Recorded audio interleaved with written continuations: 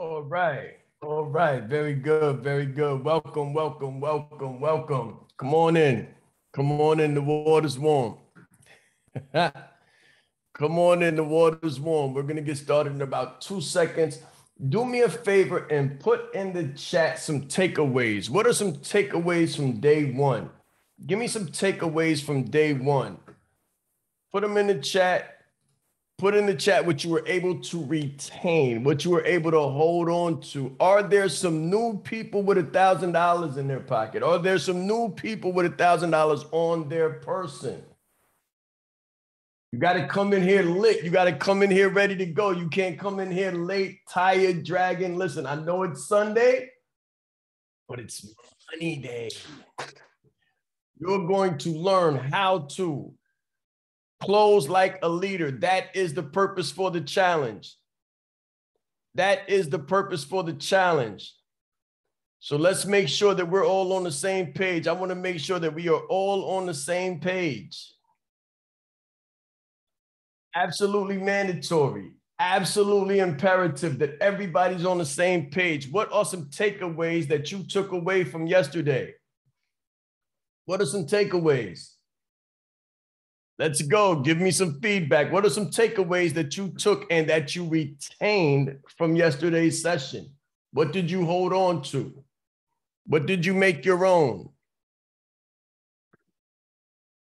In the chat, put it in the chat. Let me know what you held on to. What are you holding on to?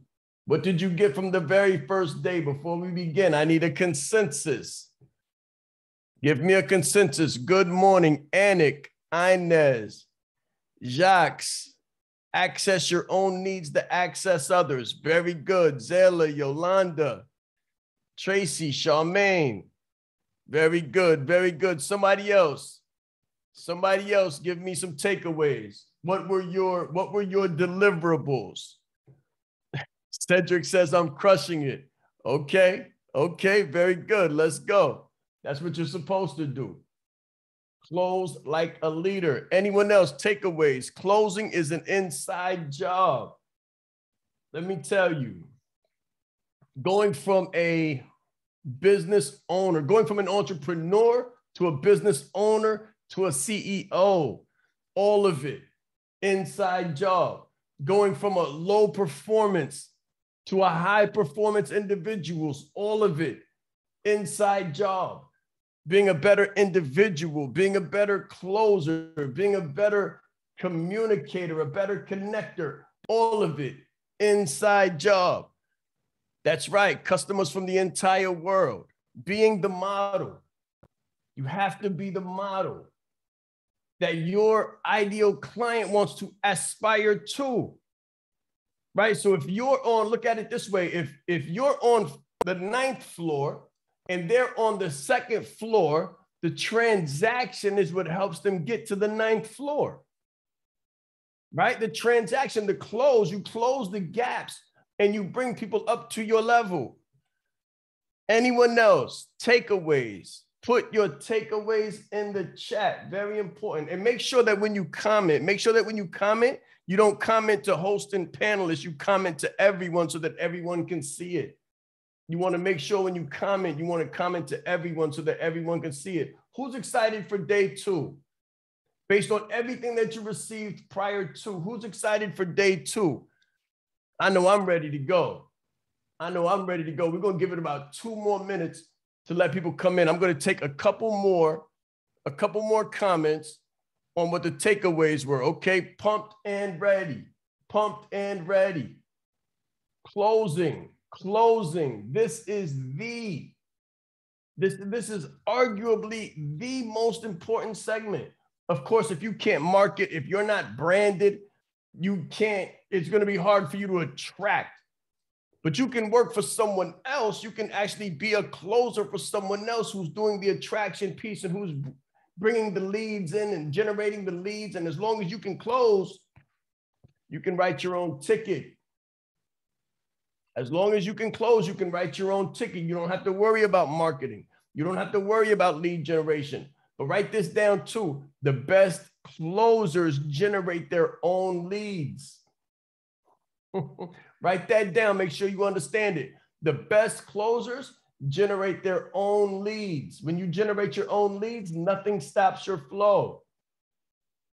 Nothing stops your flow. So you might enter into a community, you might enter into an organization where the leads are slow, but you're a closer. You're a real closer, right? So you're able to go find and convert clients on the packages that you close like clockwork. So the economy might be slow, right? The economy might be in recession. The world may be in an economic depression, but the closer is always dealing with inflation. The closer is always dealing with how to sell, close luxury goods at a luxury price, luxury services, products. It doesn't make a difference. Always high-end luxury. High-end luxury. If there's nothing more that you get from this session, which is impossible, but if there's nothing more that you get, I want you to get those 3 words, ingrain them into your cerebellum. Those 3 words, high-end luxury. High-end luxury. Listen, you might not have a business yet. You might not have a business yet. You might have an idea. You might not really know what you're doing or where you're going or what it's going to look like when you're done. But I want you to start with the end in mind. I want you to start with the end in mind. So I want you to start with the concept. High-end luxury. High-end luxury. And I want to iron that in so that you don't forget it. So that you don't downplay it. I don't want you to go through the process of product development, the process of marketing, the process of website development, the process of building a team, the process of onboarding your staff, and then get to the pricing model and then say, oh, you know, I don't know, $500, $1,000. High-end luxury. High-end luxury. Yes, Zella. Yes. Being branded creates leads. How are you going to create an email list? Where are they going to come from if you don't have a brand? Where are they going to come from if you're not branded? Why would people jump on your email list if they're not following you already? Right? You can build an email list, but you got to be branded. Think about this. When you came into this, you looked at me, you Googled me, you said, okay. You checked me out on Google, you checked me out on the website, you checked me out on Twitter, YouTube, LinkedIn, Facebook, Instagram, all of it, congruent brand. Okay, I'll go ahead and sign up. Okay, this is worth downloading. Okay, I'll attend the challenge. Why? Because we're branded over here. You have to have a brand. Your email list will come. Your email list will come, but flip that around. An email list is not going to make people buy from you. You want people to purchase. You want the cha-ching. You want the close. People aren't closing with you if you haven't established a brand. Why would they? Who are you? What makes you different? What makes you unique? All of those things are the brand. What pulls people to you? All of that is the brand. The way you speak, crickets to digits in the midst of the pandemic, monthly to weekly, weekly to daily, daily to hourly. All of that is the brand. Organizational to entrepreneurial, industry, how you go from bland to bam, an industry leading brand. All of that is branding. Shaan Rais, you see the icons in back of me, you see the colors, you see the logo, you see all of it is a brand experience. Brand experience. This is how we do it. All right, phenomenal. Let's get into it. I trust that everybody's here. We're about 8 minutes in. Bring that up, make sure that's up. Here we go. If you can see my screen, please put it in the chat. If you can see my screen, please put it in the chat. I know there's been some misconceptions with the branding. I think Zayla's saying something about the branding. We're going to get back to that. Don't worry about it. We got you. You're in the right place at the right time before you get too distracted with the other stuff, right? We want to make sure that we got the right stuff going on. Let me make sure. Okay, this is day 2. Phenomenal. You can see it. Let's get it up here on the screen. Large. Closing like a leader. 2-day sales challenge. This is the second day. Let me get myself off the screen because it's not about me. It's about you, right? It's not about me. It's about you. So some of the common takeaways from the first day is I'm crushing it. And the integrity piece, having to do the inside work. Closing is an inside job. You get outside closers based on the inside work. People say yes to you based on the inside work. Listen, guys, if you're inside of closing like a leader, if you're on the inside, the other side of closing like a leader, go ahead and send a couple comments out to people about what that looks like on the inside. Go ahead, make sure that when you're putting the comments in, you're putting them to everyone so that everyone can see, because guys, listen, we've already gone through the first week. The first week is in the books. The first week is in the books.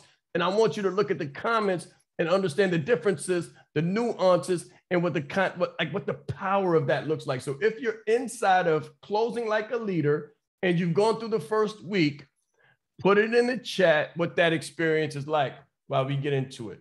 All right, let's grow. Now, again, same story. My name is Shaan Rais. I chose early on to be a servant leader. I understand that in order to serve, I have to sell.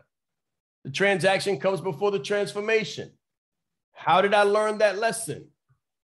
I used to give free all of the time. So a lot of you are probably here because you're tired of only giving free all of the time.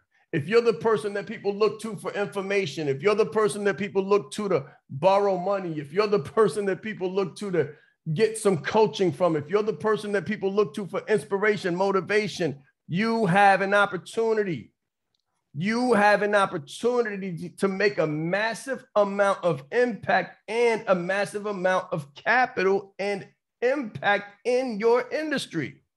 But instead of doing that, because you don't know how to close and you're uncomfortable with closing, you're giving it all away for free. Now, I still give away for free. This is one of those free events, but I still understand that when you only give free, people do not value what you give them.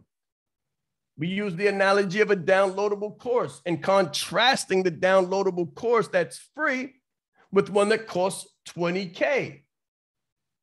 If you make an investment that's worth $20K, 9 times out of 10, 9.9 times out of 10, you're going to appreciate it and value it more than something that just came for free in an email. Think about it. Think about it. Think about the value. Think about the context, not just the content. Think about the context. What constitutes value? Time, money, and effort. What constitutes value? Time, money, and effort. Challenge timeline. This is the timeline for day 2. This is what we're going to be going through the entire piece. First appearance. Positioning is everything. Positioning is everything. So we're going to go through the first appearance, and this is going to help you out a lot, Zayla, so don't worry, I got you. TNT, tools and technology, section 2.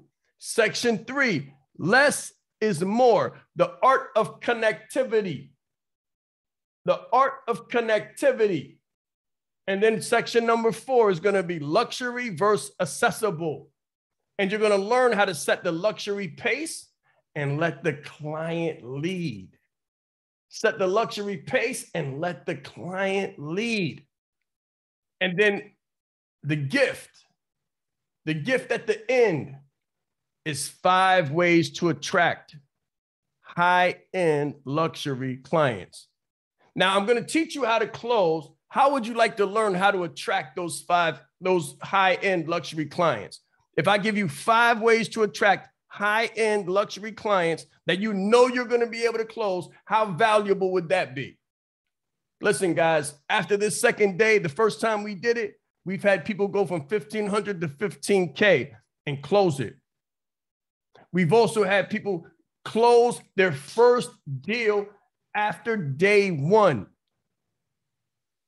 So put it in the chat if you closed anyone on anything yesterday. If you closed anyone on anything yesterday, if a transaction took place, put it in the chat. If somebody you know wanted to do something, but you were able to close them on doing something else, put it in the chat, because every close doesn't have to be economical. Every close doesn't have to be economical. When you close, you get people to see things your way. When you close, you get to change the opinions of other people onto your side of the page. I just want to make sure we're on the same page. That's what I'm talking about. That's the close. That's the close. We're going to walk through it now, though. So the agenda, closing like a leader, day 2. This is not mindset. This is skill set. I'm not going to give you theoretical. I'm going to give you absolutely contextual. This is not going to be theory. This is going to be absolutely applicable. Absolutely applicable. Agenda number 1, presentation and positioning. Presentation and positioning, because you only get one time to make a first impression. Write that down. You only get one time to make a first impression. Don't muck it up. Don't muck it up. I've seen so many people that could be getting high-end luxury deals mess it up and muck it up because they've got the wrong impression, they've got the wrong branding, they've got the wrong presentation, and they got the wrong positioning. Agenda number 2, language and messaging. The words that you say and how you say the words. Language and messaging. Number 3, the process and persuasion. Process and persuasion. So we're going to be talking about the systems, frameworks, and accountability coaching. That's good. That's good. I'm seeing some closes. I'm seeing some closes. Okay. Closing clients on changing email writing styles. Let's go. Cedric says 5 people. Let's go. Okay, Cedric, you closed 5 people. Put the number in the chat. How much money did you make from those 5 people and what that close looked like? That's what I want to see. Put the number in there. Was it a luxury close or was it a bargain basement close? Right? Because there's levels to closing. There's levels to closing. Luxury. Okay, put some numbers in there. What's that luxury number? Let's get into it. All right. The presentation. Listen, herein lies the opportunity. You only have one chance to make a first impression. Everybody on the call, write it down. You only have one chance to make a first impression. Herein lies the opportunity. Remember, before the call is where the work takes place. When you get on a call is when the execution takes place. I'm going to say that one more time. Before the call is where the work takes place. After, or when you get on the call, is where the execution takes place. You only have one chance to make a first impression. Making a strong first impression will help you develop customer relationships and make sales. What is your professional presentation? What is your executive presence? What is your executive presence? See, you look one way when you sell something for $2,000. I'm going to let that marinate. You look some way, some kind of way is what they say. You look some kind of way when you sell something for $2,000. You look different when you sell something for 20. You look different when you sell something for 20. From the moment you approach a customer, your behavior, attitude, and personal presentation will influence your customer's decision to buy. Why do I trust this person? Do they look like money? Smell like money? Sound like money? Chances are, if you don't, they're not going to spend money, or they're not going to spend as much money. Imagine going into a Mercedes-Benz dealership and seeing a salesman come up to you who looks like they should be driving the bus. I'm talking about the public bus. You go into a Benz dealership to spend, I don't know, 60K cash, and you got like a 750 score, credit score, so you can get whatever you want in the mixture, cash and credit. And the person who runs up to you got dirty fingernails, scraggly beard that doesn't connect, no line up, no shape up, look like they just woke up, shirt tail hanging out, frumpy little hat on. And they reach their hand out to you to shake your hand, and they got grubby little fingernails and they filthy. From the moment you approach a customer, your behavior, your attitude, and personal presentation will influence your customer's decision to buy. In all types of selling, write this down, please. Okay, so let me say this first, guys. Everything I do is evidence-based. I don't go off intuition. I don't go off presupposition. I don't go off what somebody told me. Everything I give you is researched to the highest ethical degree. I didn't take a course to become a coach. I didn't read a book to become a coach. I have 2 master's degrees. And the names are so long that if I said them, you'd think I'm bragging. But the specialization and the concentration was evidence-based coaching. So when I say something to you, you can take it to the bank. Many people have taken the words and the truths that I have given them, and they have changed their lives, and they've taken it right to the bank. So you can take what I'm telling you to the bank. In all types of selling, the approach precedes the sales presentation.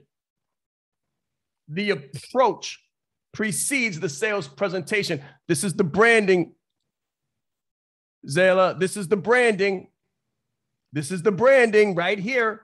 When you are meeting someone for the first time in sales, your approach won't be successful unless you know how to make a first impression. That's the branding. Google me. That's the branding. Go to the website. That's the branding. All of it is branding. Twitter, LinkedIn, YouTube, branding. You only get one time to make a first impression. Make sure it's the right one. The closer, you know, is a solutions expert, not a solutions intern, not a solutions general practitioner, an expert. It's an expert.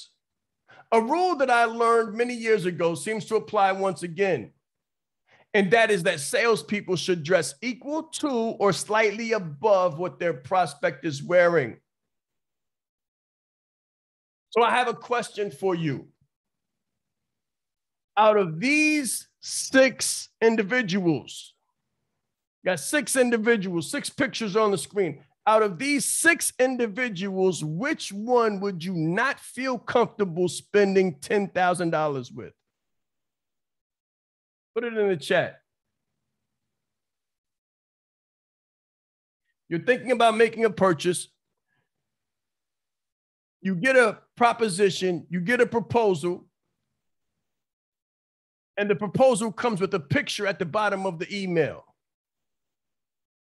There's a picture at the bottom of the email. And in the picture, you see one of these 6 people. Who would you not feel comfortable giving $10,000 to? Put it in the chat. Give you a little bit of time to put that together. I've got 3 consensuses. Now I've got 4 consensuses. 4 people feel the exact same way. How do people feel about you? 5 consensuses. How do people feel about you? That's what I want you to do. I want you to take a self-evaluation.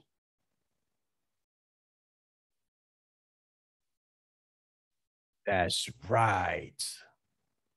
That's right. Come on. We don't play. That's the branding, Zayla. That's the branding. 7 consensuses, 2, 5, and 6. 2, 5, and 6. So everybody feels comfortable spending 10K with number 1, number 3, and number 4. What are the differences? What are the distinctions? What are the differences between 2, 5, and 6 and 1, 3, and 4? What are the differences? Give me some distinctions. What are some things that stick out to you? Put it in the chat. This is the work. What are some differences?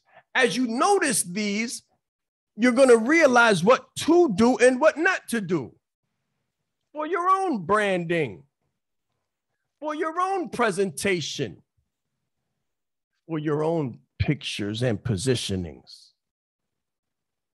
Very important. Very, very important.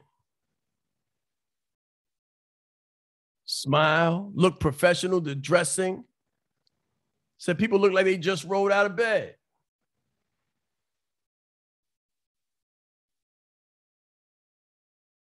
Very important. They look confident. They look confident.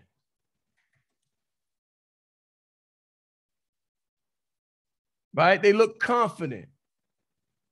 Watch this. Another rule is that you should dress like someone to whom your prospect would go to for advice. You want to look like someone who your prospect is going to go to for advice. Either of these rules will keep you out of trouble. Either of these rules will keep you out of trouble.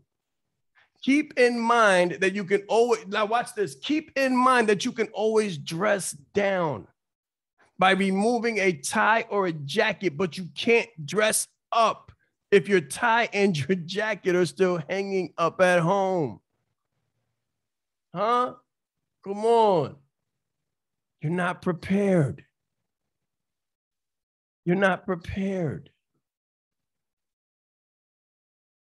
Look at what Jackie says. They're not dressed properly.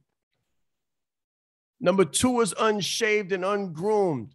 Number 5, he got a hoodie on.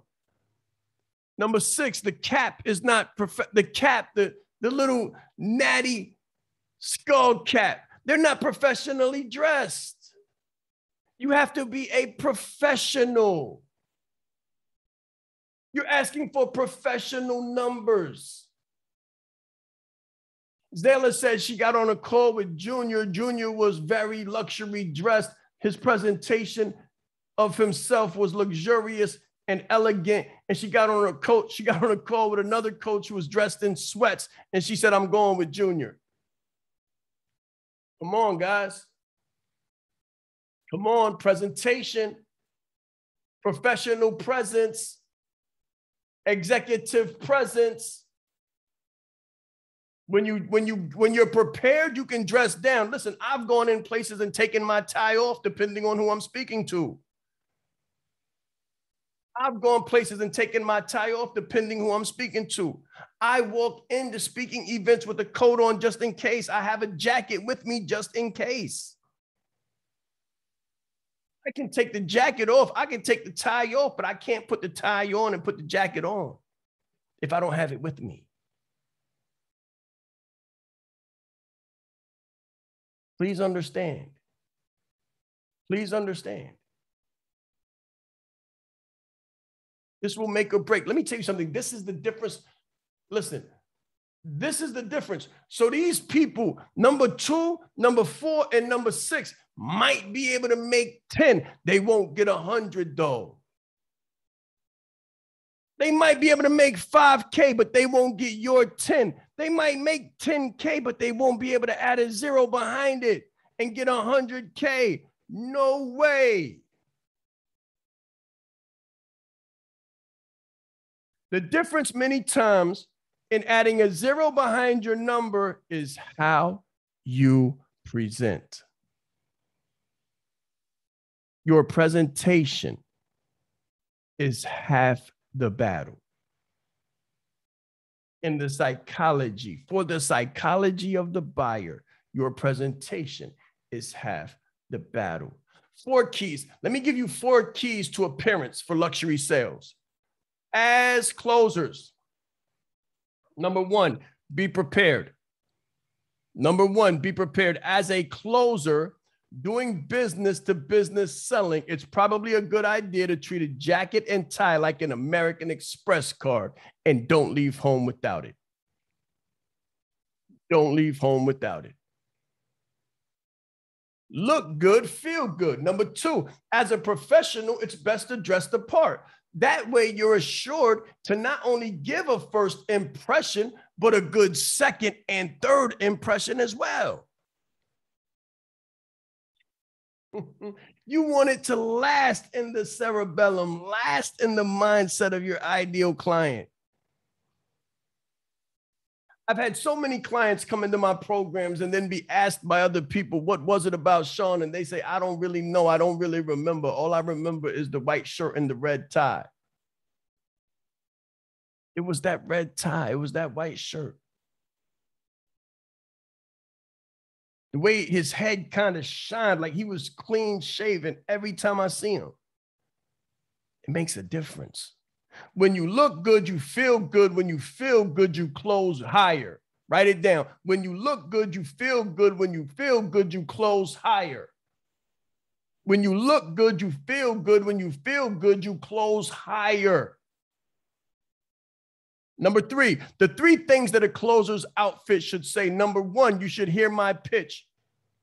Number 2, you like me and you want to hear what I have to say. Number 3, you can believe my claims. You can believe me. You can trust me. It's the 3 things that your attire should say. You should hear me, you should like me, and you can believe me. Number 4, inside the closing course. So inside the closing course, we're going to go one level deeper. Inside of Branded Like a Leader, we went deep into color psychology.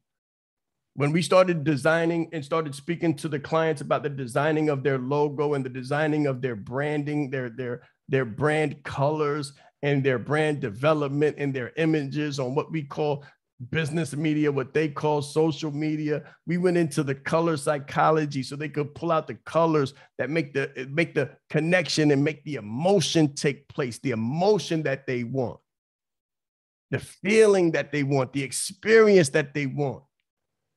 But sometimes when you're closing, you don't get to have your whole presentation around you. So inside the closing course, inside of Closing Like a Leader, we're going to be going into the color psychology of what you wear.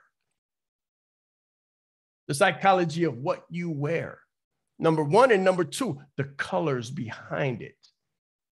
So there's what you wear, and then there's colors behind it. Number 1 takeaway from the first quarter, first segment. Image management is a major contributor to the luxury sale. Image management is a major contributor to the luxury sale. If you look good, you feel good. If you feel good, you close more. Make no mistake about it. Make no mistake about it. Tools and technology, segment number 2. Segment number 2, what tools do you use to close? What tools do you use? In closing, we use tools. One of those tools is a phone. One of those tools is a phone. There doesn't have to be Zoom. I'm good. I'll close in the car. All I need is a phone. Do you have iOS, Android, landline? Do you have an office phone? Do you have Messenger? And then for the Zoom, do you use Zoom to connect with your clients? live or automated? What does that look like? Do you use it? Do you use Zoom? And if not, why not? Why not? I'm using Zoom now. I've used Zoom to close from the very beginning. Why? Because I want everything recorded. Not only that, I want to bring them within my personal space. I want them to see me, and I want to see them, because there's some things that you can say on the phone that you can't see. There's some things that you can say on the phone that you can't see. But if I got somebody looking across me on Zoom, I could see the twitch. I could see the twitch over their right eye when they're trying to think of something. I could see the face, the distortion when I say the price. I could see the frustration when they mention that they got laid off. I could see the pain when they say that they're not spending time with their family. I could see them say yes, but shake their head no. You can't see that on the phone. And then internet. What is the quality of your bandwidth? Are you connecting through social media, DMs, direct messaging, LinkedIn, Facebook, YouTube, Clubhouse, IG? Which ones are you on? Are you on all of them? Twitter should be there too. And then what's the bandwidth of your internet? What are you using the computer for? What are you using your phone for? Some people play bubble pop. I make money pop. What is your close rate? What are you using it for?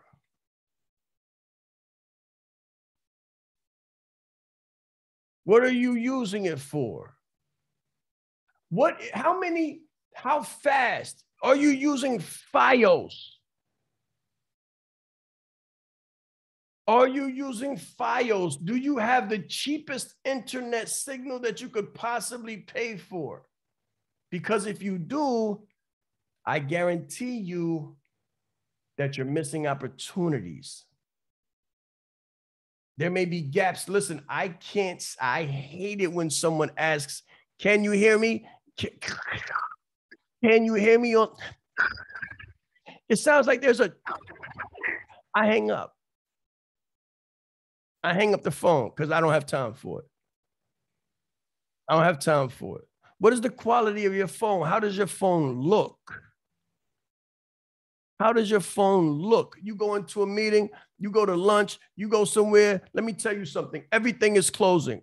Everything is closing. You're always closing. People are always looking for people to do business with. And if you're sitting there and your phone is cracked up, smashed up, broke up, look like a hockey puck, you're not getting the deal.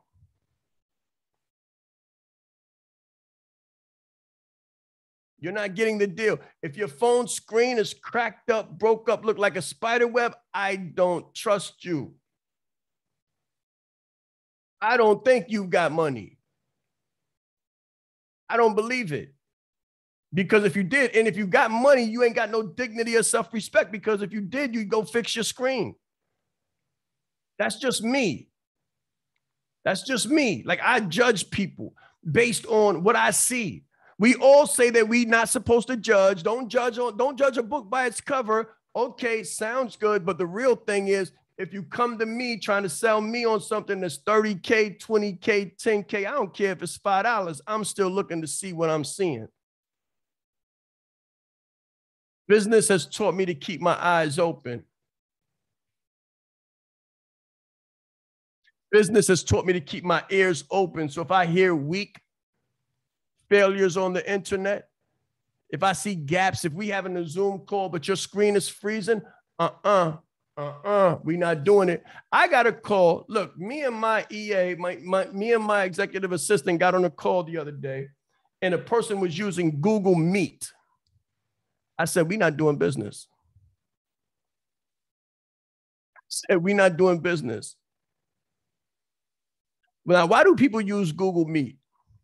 Put it in the chat. Put in the chat why people use Google Meet. If you don't know, let me help you out. Put it in the chat. Why do people use Google Meet? Or do you know? If you don't know, put in the chat. Exactly. Exactly. Exactly. It's free. It's free. I own a business. We do multiple numbers. I spend multiple numbers every single month for Zoom because we have a lot of content. We have a lot of calls going on. My whole team uses Zoom. My whole team uses Zoom for closing. My whole team uses Zoom for business meetings. We don't do free for 40 minutes neither because you can't. You can't do free for, I'm gonna go into that in a moment. Listen, do not do free trying to close money. Do not do free trying to close money. Now, here's an organization.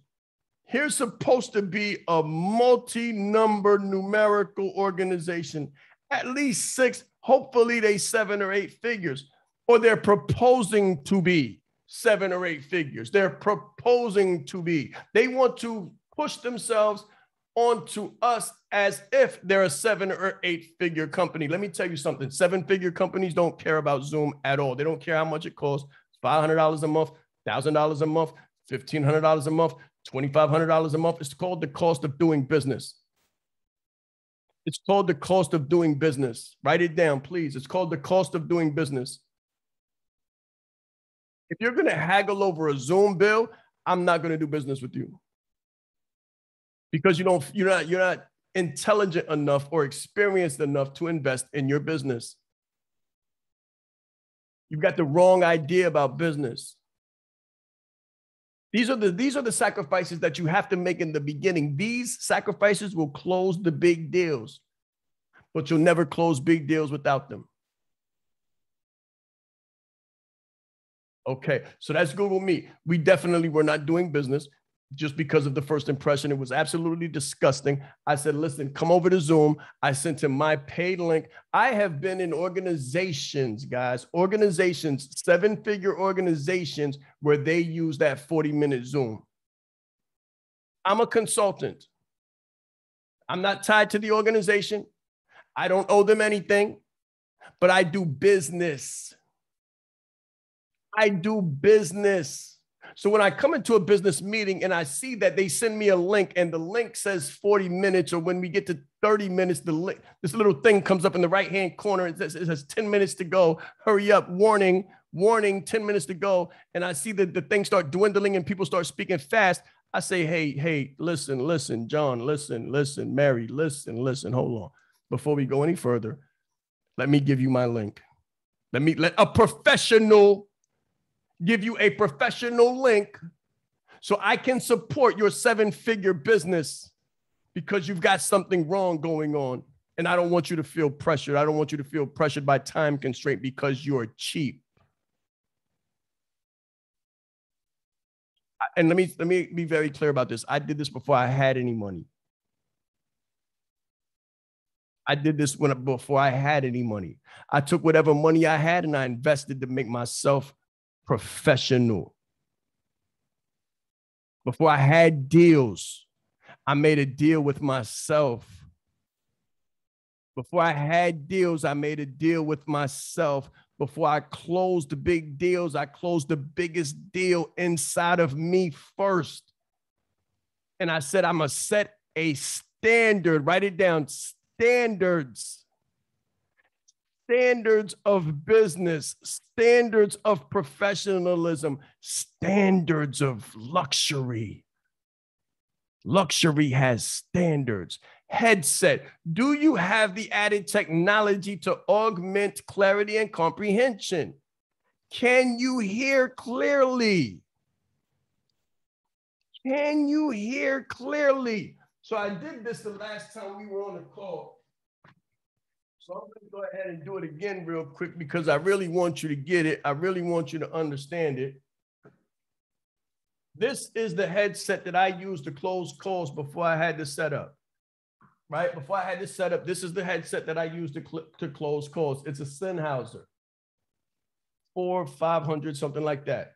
Right? And what it does is it gives me the ability to hear a pin drop in a farmhouse with nothing but hay on the ground. This gives me the ability to hear a snowflake. I will hear sweat coming down someone's forehead with this. And it also takes the bass out of my voice. If you notice, I speak with a little bit of bass. This takes the bass out of my voice, so it's a little bit less impacting, and they hear me very clearly. All of the bass, the treble is like mid, so it's super professional. Standard, industry standard. Light, comfortable, you can wear this thing for hours. This thing actually comes off. This piece actually comes off, and there's a headset that goes around it, so you can hold it on your ear by itself. Standards of excellence. I don't even use it right now, but if I had to, I would. And it comes highly recommended by me. And I've closed huge, astronomical numbers with that piece right there. Huge numbers, multiple six figures in one deal. Coaching with this little baby right here, Sennheiser. Don't sleep on it. Everything is closing. Every piece makes a difference. Every single piece makes a difference in your presentation. I'm trying to help you. Is this helpful?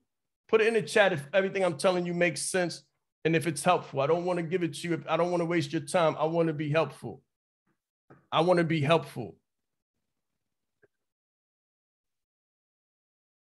Don't do free. Be very afraid of free. Free means low quality. Most of the time. The only time you can trust free is when there's a big number attached to the back end of it. That's when you can trust free. If there's a huge number at the back end of it, then it's like, okay, that makes sense. All right, so headset, microphone. Do you have the instruments to assist your most valuable resource? Listen, Apple's a great computer. Apples are phenomenal computers. They are not microphones. I'm going to let that sit for a minute. Just let that marinate for a moment. What am I saying? What am I saying to my professionals, to my closers? What am I saying? Apple makes phenomenal computers. They don't make microphones. What am I saying? Put it in the chat. What's the message I'm trying to convey? Invest in a microphone. Invest in a microphone. Apple makes computers. That doesn't mean that's the microphone. When I notice that someone that I'm speaking with doesn't have a microphone and the wind blows and it sounds like, I'm out of the meeting. Like I'm already gone. I'm a CEO, guys. I have a short attention span. I got a million things to do. So when I hear an interruption, my attention span drops. My enthusiasm drops. I'm in the call because I don't want to be disrespectful, but I've been left. I've been gone. Invest in a microphone. Lights and background. Do you look clean? Do you look clean on the call? Right now, everybody is using Ecamm, so that's what we use. We use Ecamm. That's why you see the blurry background when I'm on camera. That's why things are faded out, because that's Ecamm. It's the standard nowadays. It's not about being flashy or fancy. It's the standard. It's the standard. Apple is the standard. I had an Android. Before I had an Android, I had a BlackBerry. I had to learn Apple. Did I actually fall in love with the technology? It doesn't make a difference. It's the standard. It's the standard of excellence. It's the standard of luxury. It's the standard of high-end luxury business. Standards is what we're talking about. TNT. What tools do you use? They will make all of the difference. Voice, hearing, and computers. Voice. What is your most valuable asset in closing? Put it in the chat. Put it in the chat. What are your most valuable assets in closing? If you've been to this challenge, don't put it in the chat. Not you. If you haven't been to the challenge, if you're new to the challenge, tell me what your most valuable assets are in closing. Tell me what your most valuable assets are in closing. Someone who has not been to this challenge before, put it in the chat. Don't be afraid. It's okay. We're not going to bite. Put it in the chat. Put your thoughts in the chat. What are your thoughts? What are your ideas? I see a hand raised, but put it in the chat. We're not going to take anybody off silent right now. Put it in the chat. What are your most valuable resources, your most valuable assets? Voice and hearing, how you sound. Yes. So that means your voice, your throat, right? Your throat. I also can't stand when a person gets on a phone call with a cold and they start sneezing and coughing. I don't know. It just feels like the phone should have a mask on. I feel the proximity, the 6 feet distance thing, right? I can't stand when a person says, could you say it again? I didn't hear you. Could you say it again? Because I know that I've invested top money in all of my tech. My microphone is top of the line. My headphones are top of the line. So if you say you can't hear me, I know it's not a problem on my end, which tells me your tech is incompatible, which means your tech is inferior, which means I shouldn't be spending money with you. I'm telling you the way CEOs think. We qualify and disqualify like that. We don't waste time. We qualify and disqualify like that, and everything makes a difference. So your voice, your ears, guys, your ears are your most valuable asset because you can hear the nuances, you can hear the frequencies, you can hear the emotions. You can hear what a person doesn't say. That's right. That's right. You can hear what a person doesn't say. You can hear what a person doesn't even know. Write that down. If you've got the right tech and you're listening actively with the right ears, if you're doing, so everybody talks about critical thinking. I want to talk to you for a moment about critical listening.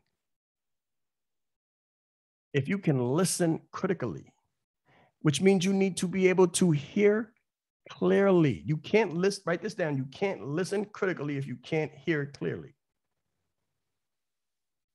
But if you can listen, if you can hear clearly, then you can listen critically and you can actually hear what a person doesn't even know about themselves. And that'll help you close them. That'll help you close them. Your next most valuable assets are tech, guys, tech. Of course, we will go deeper into this, but to scratch the surface, you want to have multipliers. Write this down, multipliers of your natural tools and resources, eyes, ears, and voice. A closer's best friends are tech. Here's another one. If we get on a Zoom call, I don't care. You'll be like, oh, no, I don't want to get on a Zoom. Do you mind if we use the phone? If it's a closing call past 6 figures, we're going to get on a Zoom call. I'll wait until you're ready. Don't worry about it. It's okay. It's not the right time, not the right place. No problem at all. Let's do it next week. I don't care if it's next month. I'm not hard up for money. We can do it next month. We could do it next quarter. Tell me when you'll be free. And I'm going to send you a Zoom link because I want to see you. And I want you to see me. We're not going to have, listen, there's a cutoff point for the phone. My cutoff point for the phone is $20K. Up to $20,000, we can have the call on the phone. After 20,000, we got to have the call on Zoom. I'm not doing no calls for 50K and better on a phone. I need to see you and I need you to see me. And let me tell you this, if a person comes on a call with me and they don't bring themselves onto the screen, I'm off the call. So those black screens with those names across them don't work for me. They shouldn't work for you. Don't do it. Bad for business. Red flag. Write down red flag, red flag. Black screen, red flag. Black screen equals red flag. You don't know who you're talking to. And 9 times out of 10, whoever you're talking to, they're not serious. They might not even be dressed. I don't care. Red flag. I'm out of here. Oh, let me know when you're ready to get on camera. We could do it next week. We could do it next month. We could do it next year. I don't care. You want to be very serious and very professional, very down to earth, very relatable, but very bottom line oriented. And you have to have standards. Standards. If a person gets on a computer, and I'll tell real quick because my standard of tech, I'll be able to tell real quick. If I can't see you or you're blurry or it keeps freezing and you're dropping in and out of focus, I'm off the call. You are not going to get my money. You're not even going to get my attention. So write this down. In order to get someone's attention, you have to get their attention. Write this down too. We live in a 3-second environment. 3 seconds. You have 3 seconds to make that first impression. Through your attire and your tech. 3 seconds. We live in a 3-second economy. 3-second economy. You can also write down an attention economy, but the length of the attention is 3 seconds. You got 3 seconds to make a good first impression, or I'm gone. I checked out. I might be on the phone with you for a half hour. I might be on a Zoom call with you for an hour if I choose to, but I checked out in the first 3 seconds. I'm literally on my phone. My team know, they've seen me do it. I'll zone out. I'll start checking emails because I got more things to do. And if you're not professional, then I'm going to treat you the way you come. Does this make sense? Please put it in the chat if this makes sense. I want you to understand this. I don't want you to be disqualified. I want you to have the proper standards to disqualify other people. I don't want you to be disqualified based on small stuff that you don't know. I want you to know all the small stuff so you can be heard and you can get the attention and then you can make the close.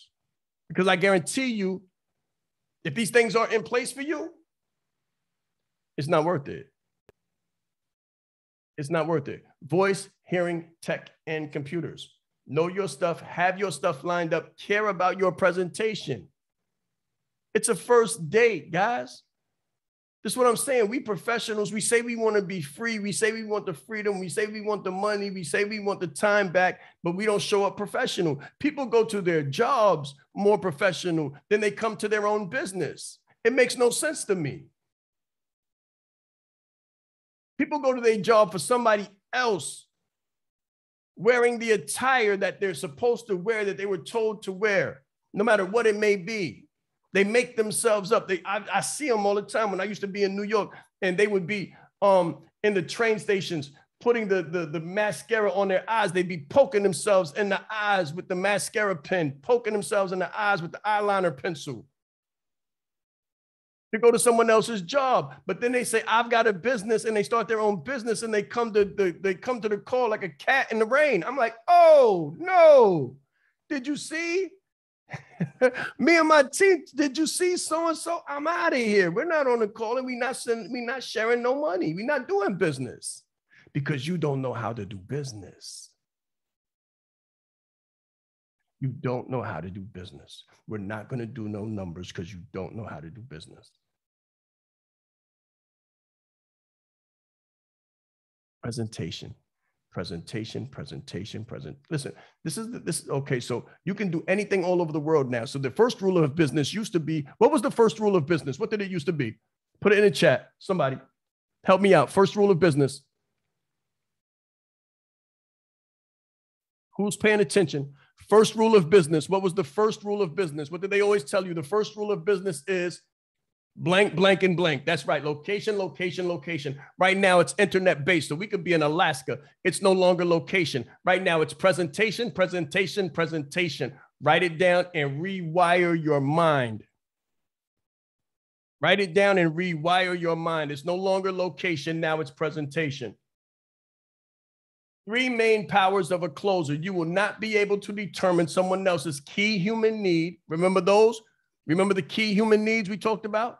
The main drivers yesterday? You will not be able to determine them if you cannot determine your own. So you need to be able to use your voice, your ears, and your eyes. The voice, tonality, inflection, empathy, and depth. Ears, active listening will give you cues to drivers. Eyes, you have to be able to see the unseen. It's no longer location, location, location. Right now, we live in a 3-second economy where it's presentation, presentation, and more presentation. The rules have changed. The rules have changed. So you've got to upgrade to meet the new standard. It was cool before COVID. It was cool before COVID. People wasn't checking for you like that. People wasn't checking you. It wasn't that big, but it's big now. Oh, it's really big now.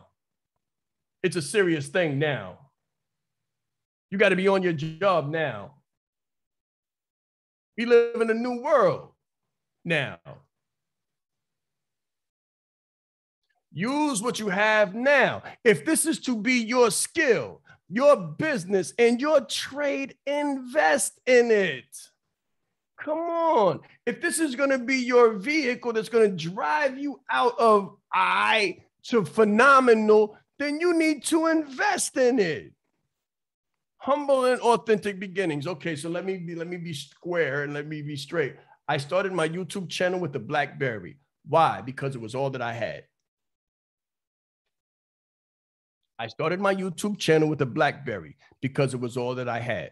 So start now where you are with what you have. There's no problem with that. There's no problem with humble and authentic beginnings. If you don't have it, just be honest with yourself and say, okay, I don't have it, but write it down. As soon as I get my very first close, I'm going to buy this. As soon as I get my second close, I'm going to buy that. And as soon as I get my 3rd, 4th, 5th, 6th, 7th, and 8th close, I'm going to buy this, this, this, this, this, this, and this. And the universe will give it to you. But if you get the clothes and you go buy some clothes and it's not for professional purposes, you won't get any more. If you get the clothes and you go on a vacation and you forget about your presentation and you said you were going to do something and you don't do it based on your tech and your aspirations for business, you will not get the next close. The universe will hold you accountable. I guarantee you this. This is a guarantee. If you say my first $500, this is what I'm going to get. I'm going to get those headphones that I saw on the call. The second $1,000 I'm going to get the microphone set up. I'm going to get this set up. And the first $5,000 I get, I'm going to be done. I'm going to get the lights. I'm going to get the green screen. I'm going to get the computer. And I'm going to be phenomenal. If you do that, you'll make $10,000 like that. You got to have a place for the money to go. And you got to put the money where you said you was going to put it. And if you don't, you won't get it no more. Start now where you are with what you have. Find a quiet space, clear background, professional attire. It's not hard to buy a white shirt. It's not hard to buy a professional shirt, a button up. It's not hard to buy a professional blouse with no skin showing. It's not hard. Soft lights, and close the deal. Goodwill, let me tell you something. Goodwill is like Macy's if you got the right mindset. Huh? Goodwill is like Macy's for the right mindset. You can build out your next 3 years in Goodwill. You can go from I to phenomenal in Goodwill and put the right impression on and get your money right. But then as soon as you close, invest. As soon as you have the commission from the first close, invest in the proper tech, environmental setting, and tools required to breathe luxury and sophistication into your business experience. This is all about experience. This is all about, it's not about you. I don't have the camera for me. I don't have the microphone for me. I don't have the Zoom for me. I have all of these things for my clients. Listen, this is just the room that I use. I don't use the microphone if I'm not serving my clients. I don't use the cameras if I'm not serving my clients. I don't use the lights. I don't use this computer if I'm not serving my clients. This has nothing to do with me. Everything to do with my level of business. Everything to do with the level of experience that I provide to my ideal clients. Why? Because I want them to have the best experience. That's it. It doesn't have anything to do with me. And it has everything to do with them. So as soon as you get out of you and you start thinking about someone else and you start taking the steps that you need to take in order to provide them with the best experience possible, you will be blessed for that. Put it in the chat if what I just said makes sense. It's not about you. It's not about you. It's not about me. I didn't buy a camera so I could look at myself. I didn't buy a headphone. I hear myself perfectly. I don't even hear what's going through the microphone. I hear myself perfectly. I didn't need this microphone for me. I bought it for you so that when I speak, you can hear me clearly. I got the level of bandwidth so while I'm speaking to you, it doesn't sound choppy, right? It doesn't sound choppy. This is it's not about you is what I'm saying to you. It's not about you. And you might not have any clients yet, but I guarantee you that if you involve yourself, if you inquire, and then you put forth the proper resources to get the proper tech, you will have them. Okay, let me put it this way. When you go to a restaurant, does the management fix or set the table when you get there? Put it in the chat. We're having a conversation. I'm watching what's taking place in the chat. Do they set the table when you get there, or do they set the table before you get there? The table was set since the last person left. The table was set before when the last person left, they set it all up for you. And when you walked in, if they did it right, when you walked in, they just say, here's the way to your seat, sir, madam. They sit you down. You've got the handkerchief. You've got everything set. The silver, the china, it's glowing. It's beautiful. It's clean. There's no specks on the glass. And then they say, what would you like to drink? You come up in my piece. Everything is set for you. I don't have to get it ready. I don't have to do this. There's no waiting. You don't have to wait until we get it correct. No, we have some conversation, some dialogue. The screen is clear. The cameras are working. The microphone is working. The headphones are working. You can hear me clearly. And then I say, okay, let's go into this. Boom. And I bring up the screen and we're off. When you don't do it that way, you make your experience janky.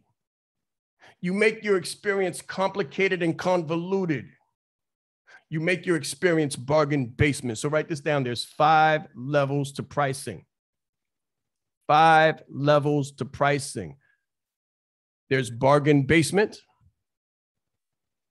average, premium, ultra premium, and luxury. Bargain basement, average, premium, ultra premium, and luxury. You can be bargain basement and make a couple dollars. You could be average and still have a day job and have a business on the side, if you want to call it that. You could do premium and be all right. You can do ultra premium and leave your job and have something that kind of works. Or you could be luxury, sophisticated, and light your business and your clients' lives on fire. That's where you want to be. That's where you want to be. And I'm showing you how to get there. invest in the experience. A key defining factor in the success of a virtual closing, because that's what you're doing, you're closing virtually. A key defining factor in the success of a virtual closing lies in your technology. It's all in your technology. If this is your first and only impression with the prospect and you botch the video call by showing you haven't done your technology homework, it's likely the buyer will translate that experience to the experience they will have as a client. Prepare yourself well ahead of time. Have practice meetings with colleagues if it helps. Get comfortable troubleshooting issues. You only get one chance to make a good first impression. Only one. There should be no doubt in your mind that this virtual environment will test your sales ability. Those who are effective at virtual selling will clearly have an advantage. If you struggled pre-pandemic with selling, that will likely continue.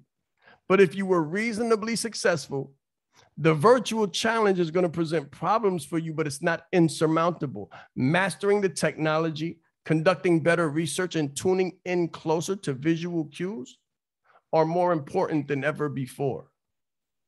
It is a great time to get reacquainted and well-versed in the sales process. In this case, in the closing process. There's only one kind of closing, and that's luxury.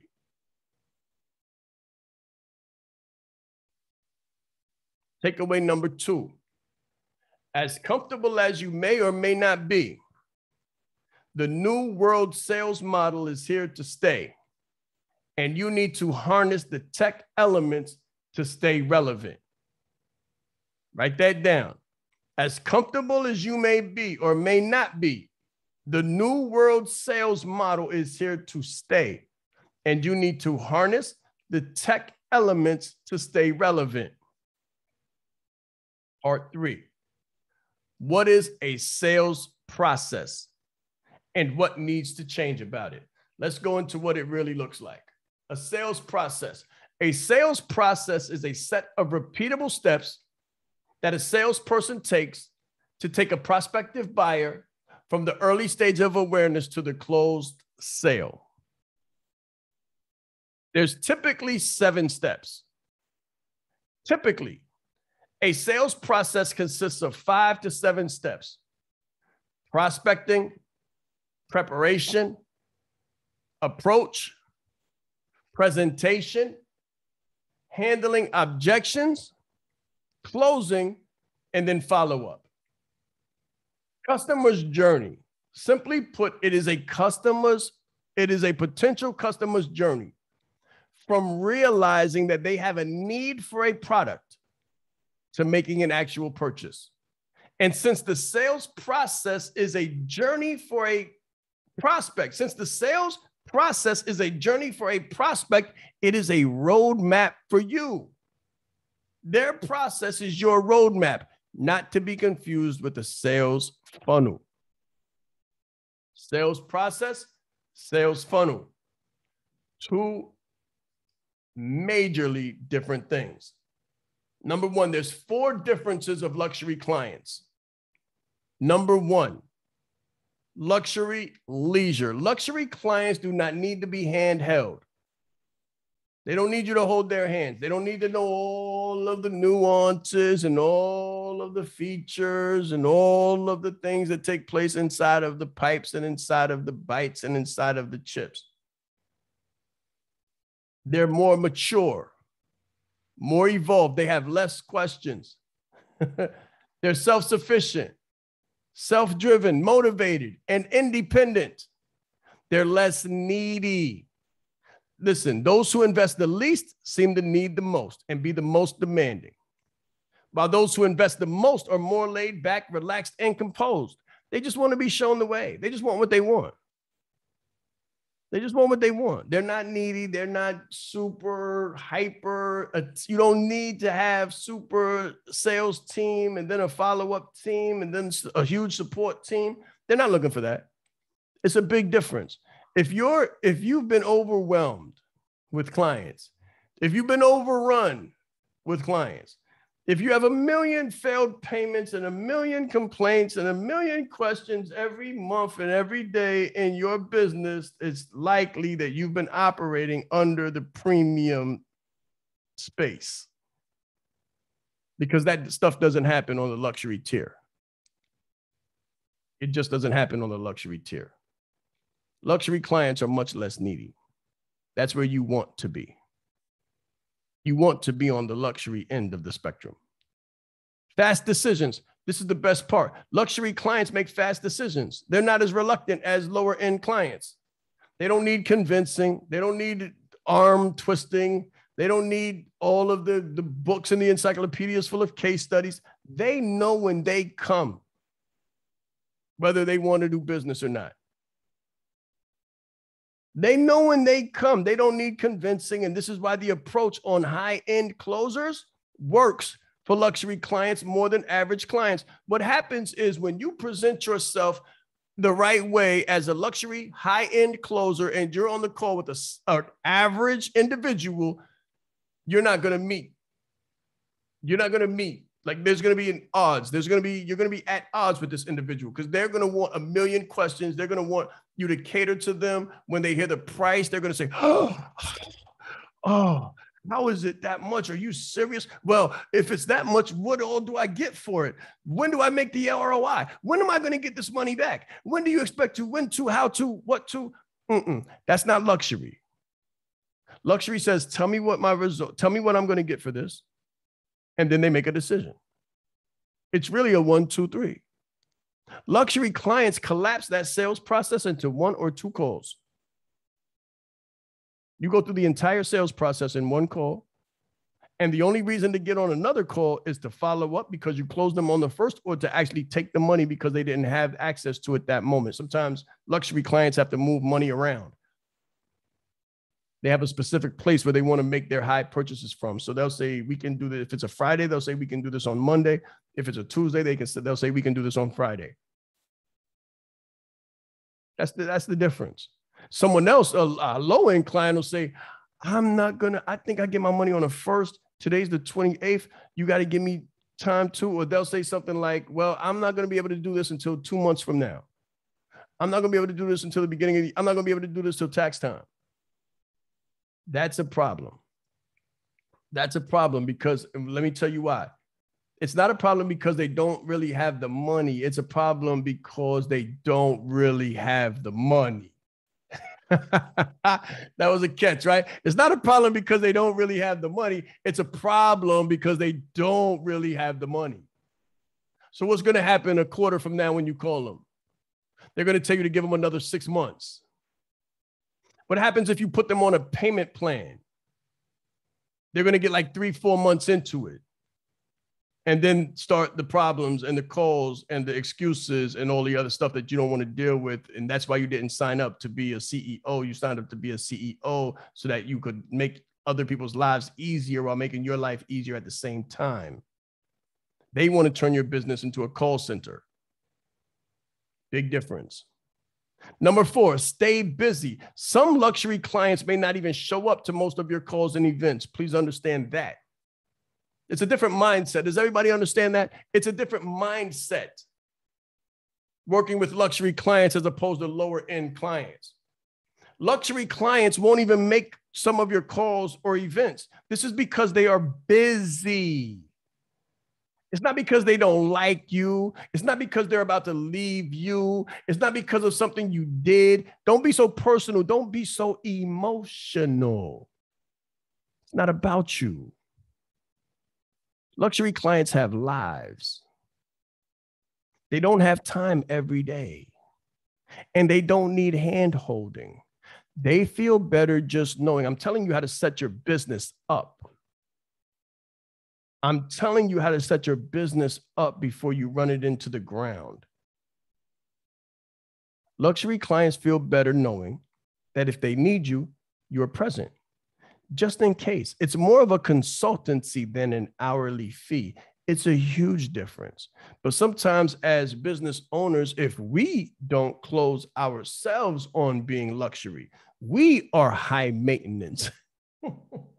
But write that down. Sometimes as the service provider, you are high maintenance and you need to know that your clients are there all the time doing everything and you got a million things to do because you're high maintenance and you've got anxiety issues and you think if you don't serve them every single day, every week, every hour, they're going to leave you. That's your problem, not their problem. And if you do that to them, they're going to notice it and they're going to leave you because they don't have the time for the frequency.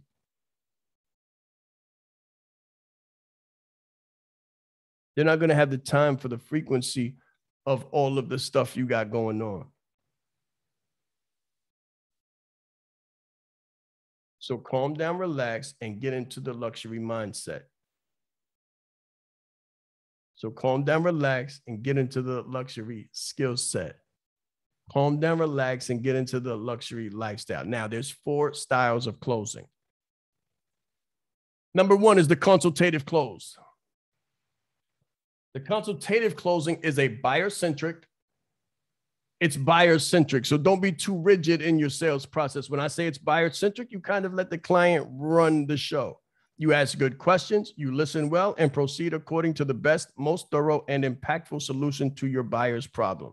So we're giving out scripts during Closing Like a Leader. So during Closing Like a Leader, we're going to provide scripts as a basis, as a foundation of what to do and how to conduct yourself and how to respond to common questions, most commonly asked questions, and FAQs on a closing call to draw towards the conclusion and then get to the end. Summarize all of it. We're going to give you actual scripts in the Closing Like a Leader course, but the goal is for you to get so good that you don't need a script.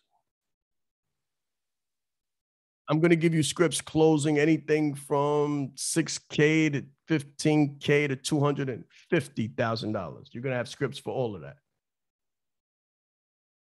And what that's going to do is it's going to help you deal with any kind of client, unless you're trying to get $500. I don't have a script for that. You should be able to get $500 in your sleep.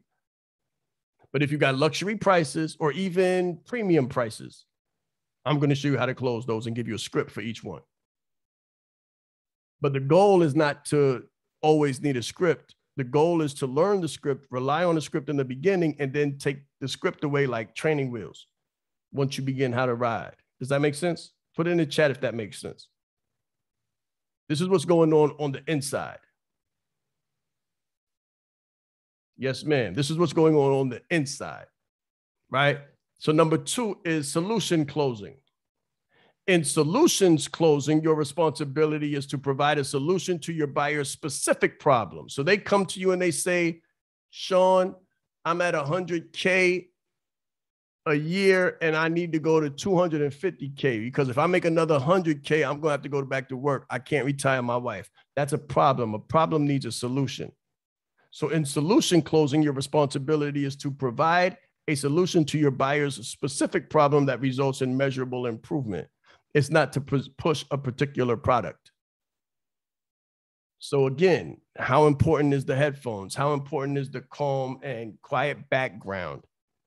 You can't have a jungle gym in back of you.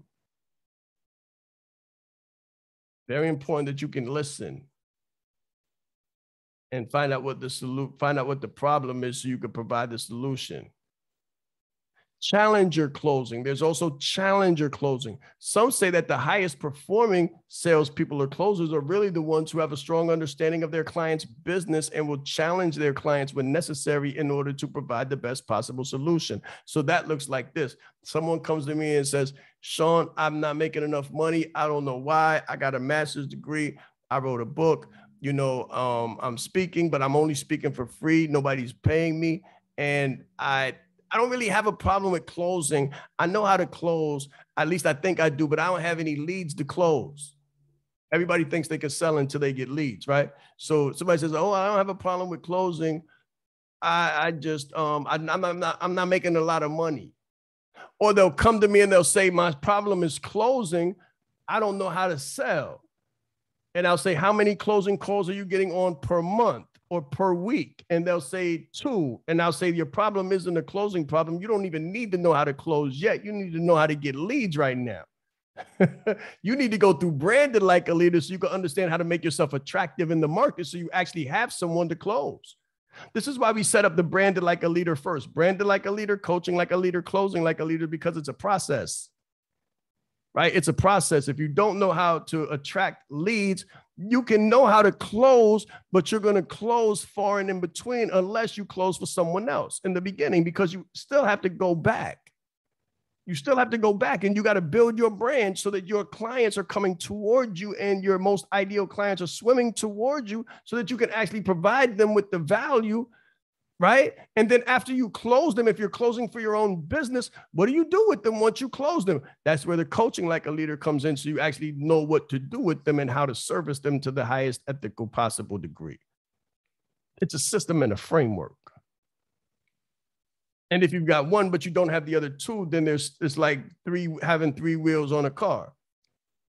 You got to be able to attract the lead. You got to be able to convert the lead. And then you have to be able to service the lead, right? But so in challenger closing, I'm going to tell you, oh, no, that's not your problem. Oh, no, you don't want the $5,000 package. You want the $20,000 package, because the $20,000 package includes all of the $5,000 packages. And that's where you're going to get the most value. That's a challenge close. Inbound closing. Number 4, inbound closing, because consumers have great access, or greater access than ever before, to product and solution information. A follower of the inbound closing method, which is really what I just explained to you through the branding, has buyers come to them. We'll do this by providing personalized content that is designed to meet buyers' objectives and help them solve problems. This way, we become a part of the buyer's sales process. So look at it this way. Instead of me closing someone from opposite ends of the table, what I do in practice, what I do in conversation, what I do on a Zoom call, is I get up from my position across from them, because they're coming to be defensive. They're coming thinking that it's normal sales and that it's avarice and it's me and against them and them against me. And it's not that at all. What I'm going to do during the conversation is I'm going to allay their fears. I'm going to develop rapport, and I'm going to get up from my side of the table, and I'm going to come over to their side of the table. I'm going to sit down with them, and we're going to look at the problem from different angles, and we're going to solve the problem. The problem is the problem on a closing call. You are not the problem. The client is not the problem, and the price is not the problem. The problem is the problem.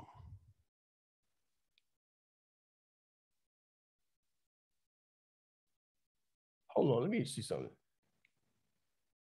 Is this helpful? Are you guys learning something? Did you guys just get 4 closing strategies and 4 closing tactics? Do you understand closing a little bit better than you did when you came to this call?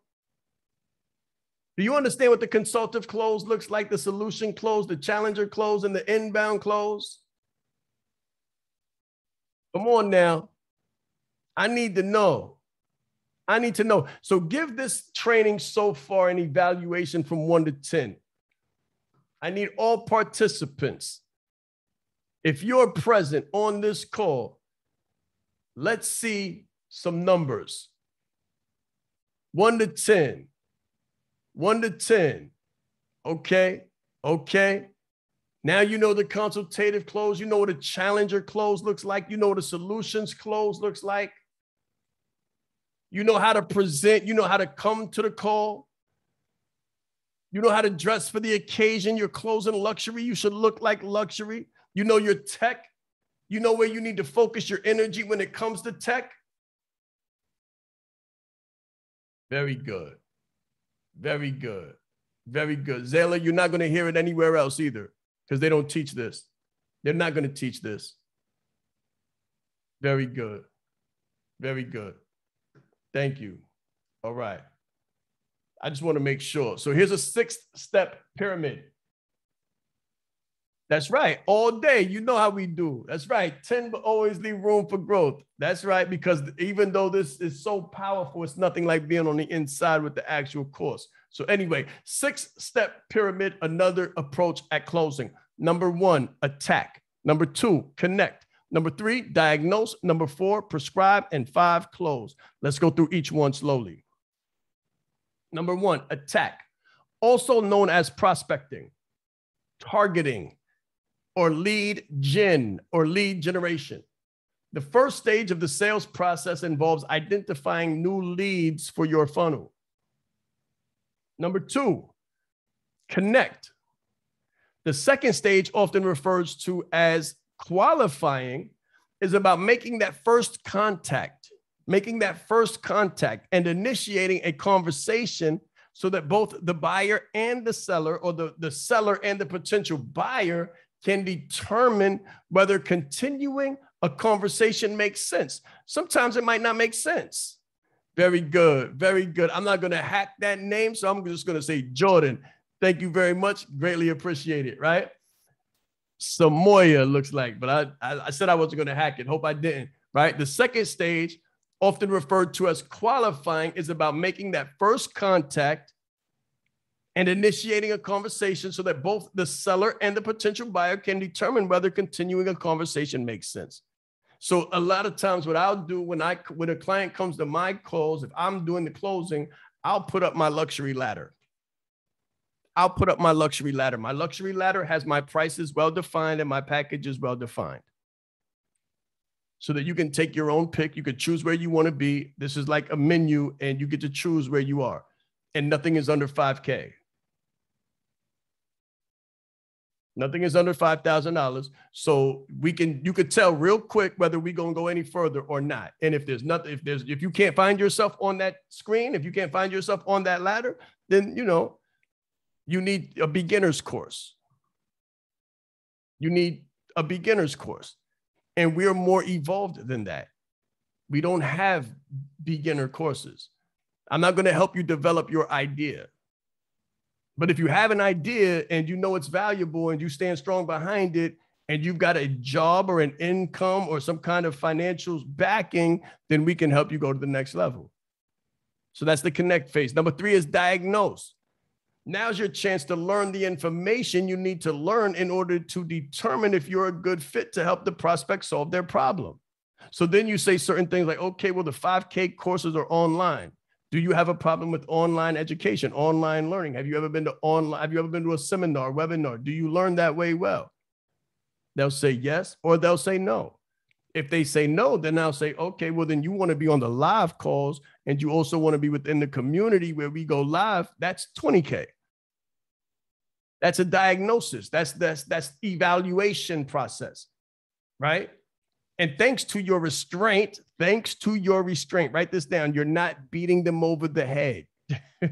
You're not beating them over the head. This is something different. And thanks to your restraint and not beating your prospect over the head, they're eager to share this information.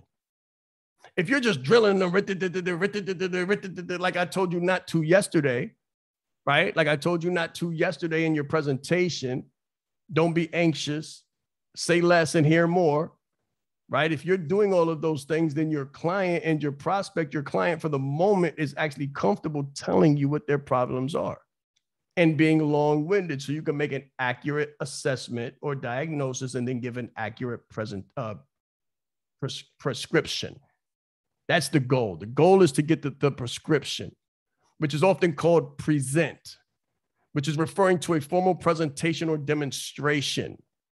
The 4th stage of the sales process is where you prescribe the solution in light of your diagnosis. So this is where the client says, Shaan, I've been doing this for 5 years. I don't have the results that I need. I've worked with various coaches. I've had so many courses, I don't even remember. I can't even remember really when I started. I've got a great job, but I want to grow more. I want to help people and I want to obtain my freedom, but I don't do good by myself.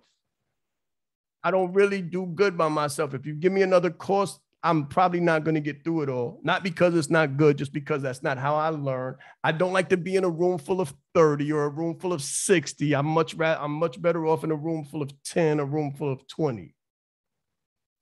I'm going to say, okay, listening to everything that you're saying, you're not a fit for the online courses, which is 5K. You're not really the best fit for the 20K. But the beautiful thing is, if you join me up here at the 60K, you'll get everything that you're looking for, the intimate connections, the smaller groups, but you'll also have access to everything included in the 20K and everything included in the 5K. So you'll actually be able to go through the online courses with our assistance and mediation through the process, and you'll have access to the bigger groups as well as the smaller groups. But that's $60,000. Is that where you see yourself? And then we get to number 5. The writer Anton Chekhov said that if a playwright includes a gun anywhere on stage in Act 1, it must go off by the end of Act 3. The closing stage is Act 3. So once I make the prescription, we're in the closing stage, and now it's a yes or no. Or yes, that sounds good, but please tell me more. And then I can go deeper into what that process looks like. But with most people, I'm not going to have to go much deeper. I'll just go deeper as far as what days we meet, how long we meet for, what the expectations are, what the deliverables are, and what the format is. That's the 6-step pyramid. And many people don't get this part. They never get to this part. They just close and then they disappear. This is number 6. Number 6 is delight. Many examples of the sales process exclude this stage, but if you're truly interested in helping your prospect to succeed in achieving their goals, you'll want to think of the process as continuing on, even after the prospect's initial problem has been solved. Be involved in the next stage of implementation for the prospect. If that's a kickoff call with your sales team, then be on that call. A lot of times as a CEO, now this is for the exclusive high class. If you're the business owner, if you're a CEO and the closer, many times you'll close the call if it's a luxury call, and then you'll get out of the way and let your team handle. But you'll always have some kind of channel of communication or have some kind of open door policy for your high-end clients to get in contact with you. A lot of times you're not going to be involved with the rote service delivery every day. That's the difference between a CEO and operations. Operations handle the day-to-day. CEO handle the big value systems, big value vision creating. They don't do everything. And that's a whole nother training for a whole nother day. But you want to delight the client. You want to make sure that the client's getting what they came for, getting what they paid for, getting more than what they paid for. Someone asked me yesterday, how do you define what's worth 100K? And I said, well, if I'm working with someone for 100K, my goal is to help them to make $1 million. So I'm trying to give you $10 for every dollar that you spend with me. That's the goal. Takeaway number 3. I think you've learned by now that luxury sales is a whole different process. Luxury sales is a whole different process. It's a whole different animal. It's not what you thought it was. It's not a Hermes bag. It's packaged perfectly, very professionally. It's delivered very eloquently and elegantly, but it's not like anything you've ever experienced.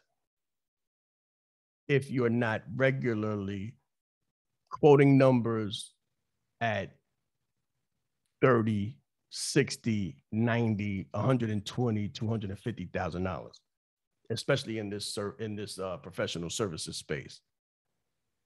But those numbers do exist, and they do transact every single day.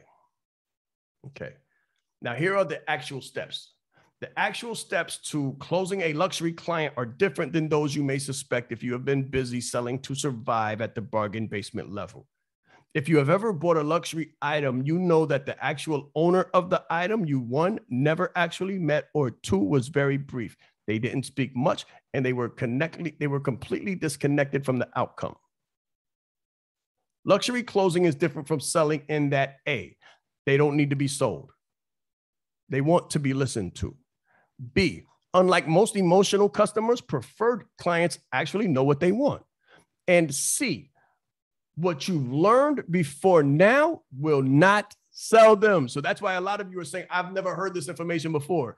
I guarantee you that you never will either. Because what you've learned before about closing won't work here.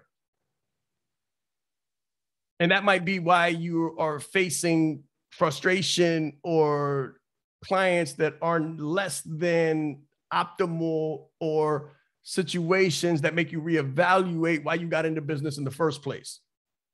Or you're struggling to make payroll. And when I say payroll, I mean your own salary, right? You're struggling to close anything and you don't know why. Let's explore some differences. Selling to very wealthy, demanding customers, right? Yeah, they're not at all. Those cookie cutter scripts do not work. What I'm going to give you when we give our scripts to you within the courses, we're going to give you actual recordings, actual transcripts. They're not going to be scripts. They're going to be transcripts of real life closes with real life clients that went on to cut real life checks, big checks. Okay. Selling to very wealthy, demanding customers, whether you're selling luxury products or high value bespoke professional services, is a very different process to selling anything else to anyone else. The first step is learning how to physically embody luxury. The first step is really learning how to physically embody luxury. What does luxury look like? What does it consist of? What does it even mean? You need to know it because you need to know how to look, speak, and move luxury. And then affect. The true luxury attitude is not submissive, nor is it haughter. It is gentle, generous, and simply truly human. Authentic, truly human. And then relationship. Success comes from not just being professional, but from building a genuinely luxury relationship with clients. It's completely different. It's completely different than anything you've experienced before. And it will be more beneficial than anything you've experienced before.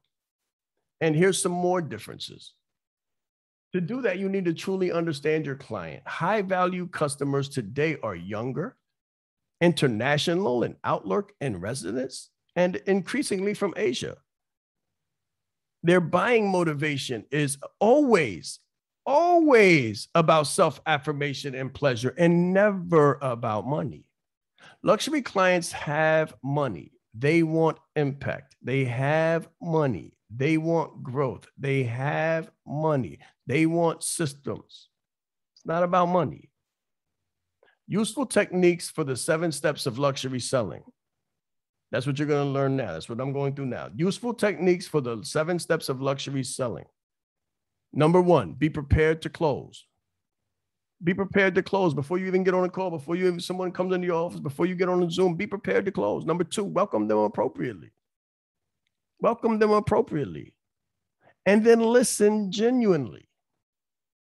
A lot of us just want to get on a call and we want to talk about where we did and where we've been and how everything about us and how we doing and what's the weather look like. They don't want that. They didn't come for that. They don't have time for that. You lost the close. You already lost the close because you're talking about all this feature stuff. Nobody care about features. It's about self-affirmation and pleasure. Your services are there to do 2 things: solve a problem and make them feel good. That's it. Step number 4, propose and present with style and class. Propose and present with style and class, and then meet objections with persuasion rather than refutation. It's not about, nah, you wrong, you don't understand. And, you know, I've heard so many people fail to close and then spew epithets and beliefs about why they didn't close, and it's obvious to me why they didn't close.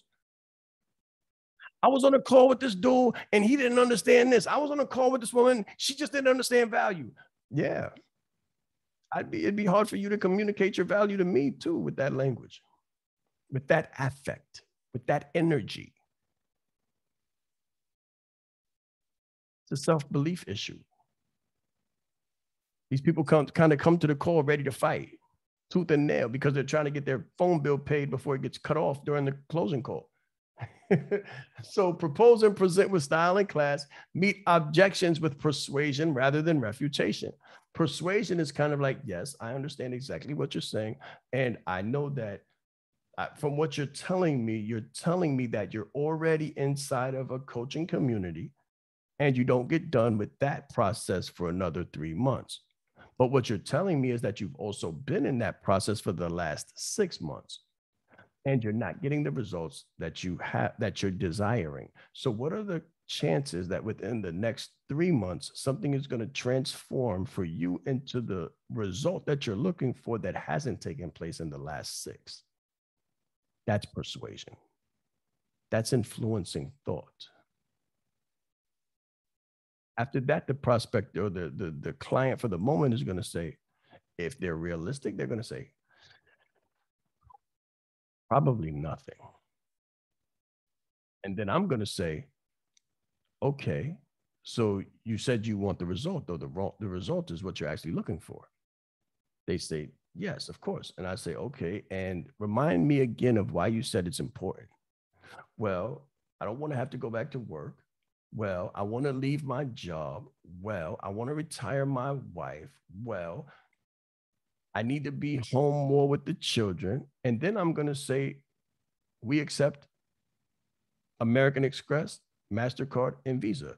Which one would you like to pay with?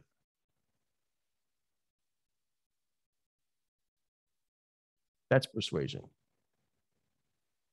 Visa card, Visa, MasterCard, or an American Express. After you get them to tell you why it's so important. There's no reason for anything else and ring around the rosy and jabs and like all of that is not needed on a sales call. A sales call is the same thing as them coming to the dealership, driving the car, saying they like the car, they want the car. Okay, what's going to stop you? How are we going to get you off this lot in the car? That's the question. How are we going to get you? What needs to take place? Tell me what needs to take place in order to get you in the car that you want, that you said you wanted right now, so you can go impress everybody you see on the way home. And then you can surprise your wife, surprise your husband with the car of their dreams and make you a superstar in their eyes.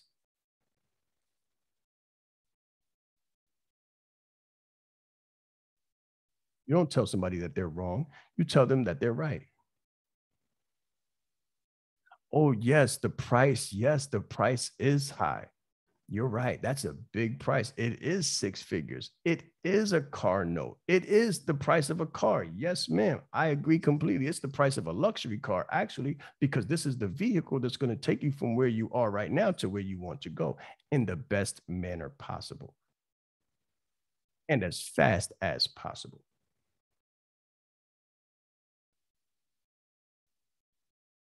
Oh, it's the price of a house. It is the price of a house. You're right. It's the price of a good home. But what it is it's going to take you from the home that you're in right now and put you in the home that you've only dreamed about.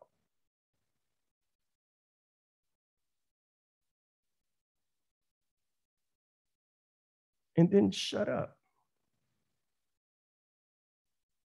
Let me say this for everybody on the call. The closer speaks less. The salesman speaks more. The salesman doesn't try to convince the buyer. The salesman's really trying to convince himself. I don't want to get too deep. All right. Conclude sharply and finally gain loyalty for a long-term relationship. Sorry, I love this stuff. Okay. Conclude sharply and finally gain loyalty for a long-term relationship. The key is to disconnect from the close and connect with the person. It's not about the close, it's connecting with the person. So no matter what, you absolutely am in adoration, awe, and respect of the individual. It doesn't make a difference whether they close now because no doesn't really mean no. No just means not yet. And when you know it and you act like it, they're going to know it and be more inclined to purchase.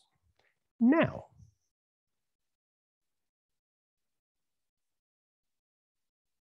6 luxury musts. You want to know how to create a luxury brand? And what exactly makes luxury brands so special? It's down to a half a dozen specific features. Number one, superb craftsmanship. Think of the Rolex. Think of the Audemars. Superb craftsmanship, quality materials, and high standards of handcrafting that is hard to reproduce by machine are the embodiment of true luxury. Person says, well, I learn that on YouTube? Yep. How's that been working for you? Person says, well, if we're talking about the branding, or even this, they'll say, this is closing and it's closing like a leader. I understand that, but I can learn sales on Udemy. Yep, you can. How's that working for you? How many people teaching on Udemy closed more than 450K on Facebook during the height of the pandemic organically with no Facebook ads? That's superb craftsmanship. That's superb craftsmanship. How many of those people actually have a job where they're clocking in, not doing what they're teaching? That's the difference. That's the difference. Number two, a rich heritage. Luxury brands usually have a long history, emphasizing staying power and the knowledge that they've accrued along the way. Sometimes their mystique revolves around an exceptional founder, such as Coco Chanel or Salvatore Ferragamo. For me, you hear me say, I'm just a kid from Harlem who God chose to show his favor and mercy through. I grew up in the late 80s, early 90s. You don't have to be a historian to know what took place during that era. It was one of the many pandemics that we as a people have suffered and faced. I can't say I have one person who came from that era who's doing the same thing that I'm doing right now. That's a rich heritage. I've gone on from being that person to having 2 master's degrees and 2 doctorates, and I've written 2 books. One is an international bestseller, and this is my 3rd course that we're doing right now. That's a rich heritage.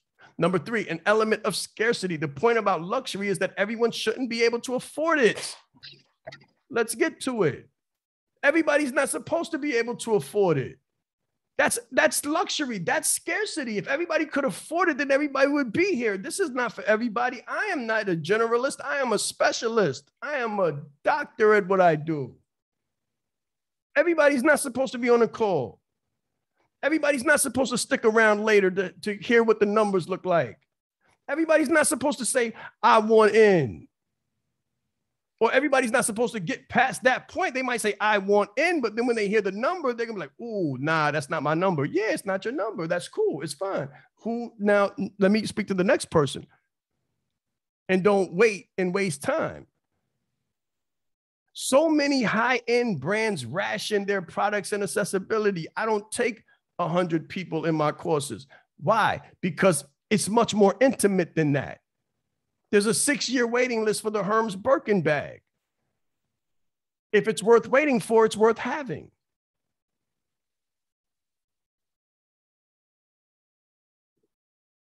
Element of scarcity. Here's some more. If you want to know how to create a luxury brand and what exactly makes luxury brands so special, here's the next 3. A strong brand identity. A luxury's brand identity. A luxury brand's identity must capture its excellence. What does brand identity mean? As well as its unique personality, aura, and attitude, right? So they are careful to ally themselves with a specific cause or an outlook. My values were to change the face of leadership when I was in my undergrad. I was in my undergrad and I was considering what graduate studies I was going to take. And I was already in industrial and organizational psychology, but their emphasis was largely leadership. So I considered that leadership. What did it mean to me? Where did I want to go with it? And when I looked at it and when I thought of it, when I looked for references of leadership that looked like me, I couldn't find one. I couldn't find one. And at that moment, I thought of my children. Thought of my young boys and my daughter, my young sons and my daughter. And I said, if I can't think of a leader that looks like me, and I'm this age, they can't think of a leader that looks like them. And the only way that they're going to be able to see a leader that looks like them when they're my age is if I make this move and go forth where no man has gone before from my background and become that leader. It was incumbent upon me. There was no question whatsoever. I didn't know what I was doing. I didn't know what it would look like, what it would turn out to. I just knew that there were not Black professionals in that space of leadership, of industrial and organizational psychology, of organizational development and change. We could play basketball, we could rap. There were some things that we could do to make money, but we didn't do that. And I said that was a problem, that was a gap, and I fulfilled that gap. Number 5, the use of public figures. Vivienne Westwood, Donatella Versace, and Richard Branson play an important role in communicating their brands through their own personalities. But others rely on associating with carefully chosen public figures who transfer their qualities onto the brand and drive attention and credibility. Eric Thomas wrote the foreword for my book. Not 2 sentences, 2 pages to my first book. And I didn't pay him anything, right? And I didn't know him either. I responded to a cold email and sent a warm letter and warm introduction letter, just asking for the book to be read and for me to get some insights on whether I was the person that I thought I was. Tell me if the book is trash or tell me if the book is good, whatever the case may be. You know what you've done, you know, the things that I've learned. I've been able to change my life, change my business, change my impact, change my trajectory in education, a whole bunch of different things. So I respect your opinion. Take a look at the book and let me see if, you know, anything resonates. I got an email back that said, hey, Shaan, Eric is very busy, but he looked at the first few pages of your book and he would love to write the foreword. He wants to finish the book and he's busy. So if you're going to go to print now, then we won't be able to do it. But if you're able to wait for 2 to 3 months, Eric would love to give you an in-depth foreword for the book. It changed my life. It changed my life. It changed my vision of myself. It changed my interpretation of who I might be. I had a hunch, but now I had confirmation. It made a difference. And when I brought the book finished finally to other people and they saw it, they said, oh, you know E? You know Eric Thomas? Oh, wow. Now, the other person that was on the bottom of the book is Brian Tracy. So other people said, oh, you know Brian Tracy? That white guy that I've been following him for 20 years. How you get to know him? Hey, what did you say you do again? I say, oh, well, I'm an executive coach, organizational consultant. What does the price look like? You see, I entered into different conversations through the use of these public figures. Number 6, a superlative experience. Luxury brands have always relied on exclusive and exceptional shopping experiences to create a more intense connection with consumers and leave positive associations. What is the experience? I just spoke about it with the TNT, with the tech and the tools. You have to create a superlative experience, a seamless experience, much like the one that you're experiencing right now. It's very important. And this is why many struggled with the concept of online shopping being non-personal and accessible to the masses. What happened during COVID? The people that couldn't make the switch, the people that couldn't do the 1-2 step got left behind. The people that couldn't do the 1-2 step got left behind and they closed their doors. And when pandemic was over, so was their business. Because a business can't exist without sales. A business can't exist without people. A business cannot exist without closers. Last part before we go to the break. I know you need a break. I know you need a break. I know you want to get up. I want you to get up. I want you to get some water. I want you to get a bite. All right. So listen, luxury client versus accessible client. The luxury client is high-end, relaxed, and sophisticated. The accessible client is anxious, needs more information, never comfortable. The luxury client appreciates you. They're detached and they're appropriate, cool as a fan. The accessible client pays late. They want discounts and they have an attitude. The luxury client is more knowledgeable. They're certain, they're confident, they're branded. The accessible client is emotional, uncertain, insecure. They want more input from you, but they never take one step from you, from the information that you give them. They just want more and more of it, and your time and your attention. The luxury client is high value, and they build their business. They actually build their business. The accessible client is low value, and they are a business disruptor. They will disrupt your business. They will disrupt your personal life. I have had clients who have sadly and mistakenly called my staff at 3 o'clock in the morning looking for more information. Yeah. I learned very early on. To raise my prices or lower my standards. And this is where you are right now. You have an option in front of you. Raise your price and learn how to close it, or lower your standards and be a slave to your business. Takeaway number 4, there is a difference in high-end, high quality, low-end, low quality.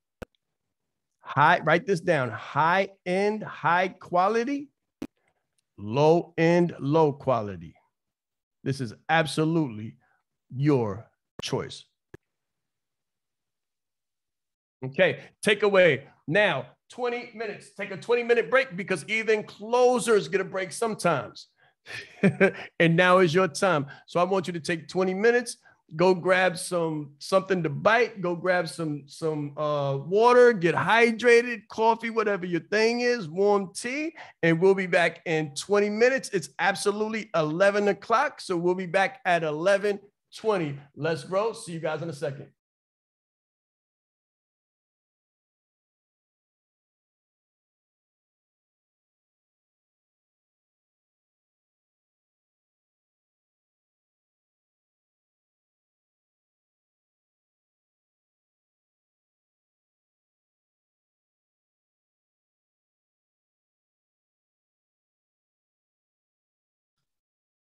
Okay, guys, listen. Welcome back.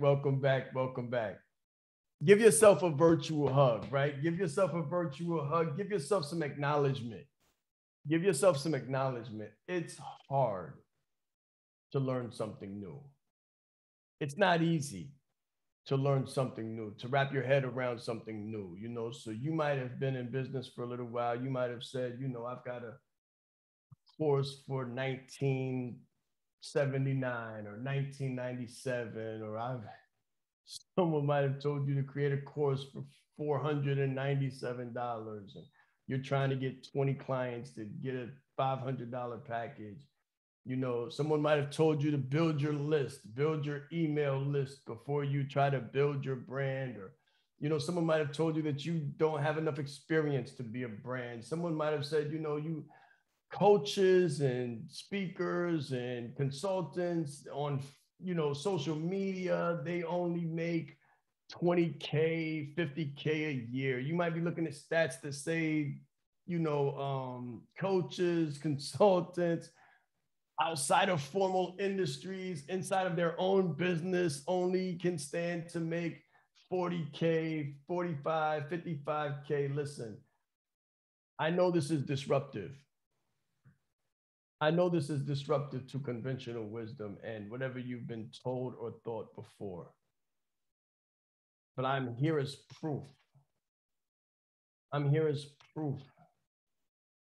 That luxury pricing, luxury positioning within the professional services space not only exists, but exists to a high degree, a very high degree.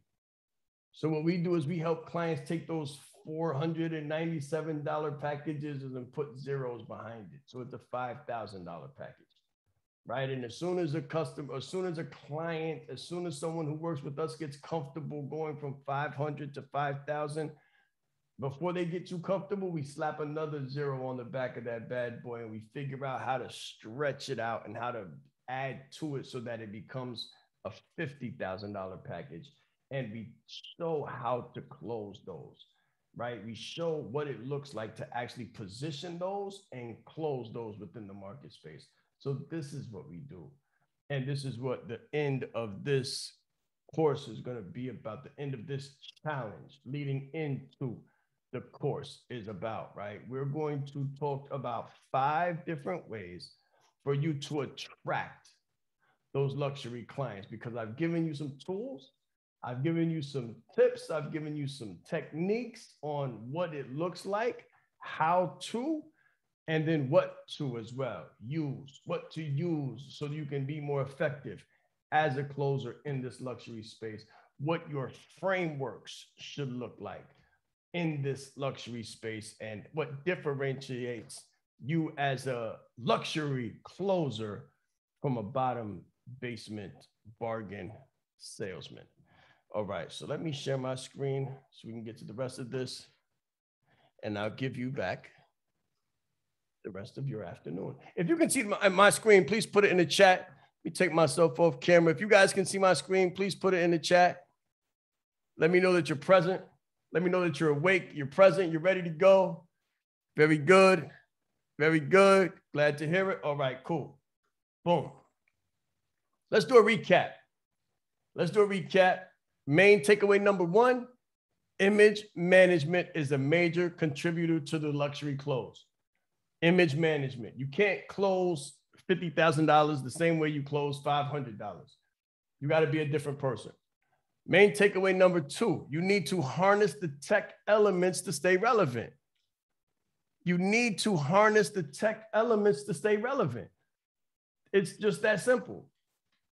You can't expect to close $100,000 deals on a broken phone, with a bad microphone, with scruffy earmuffs that look like old DJ Red Alert headphones.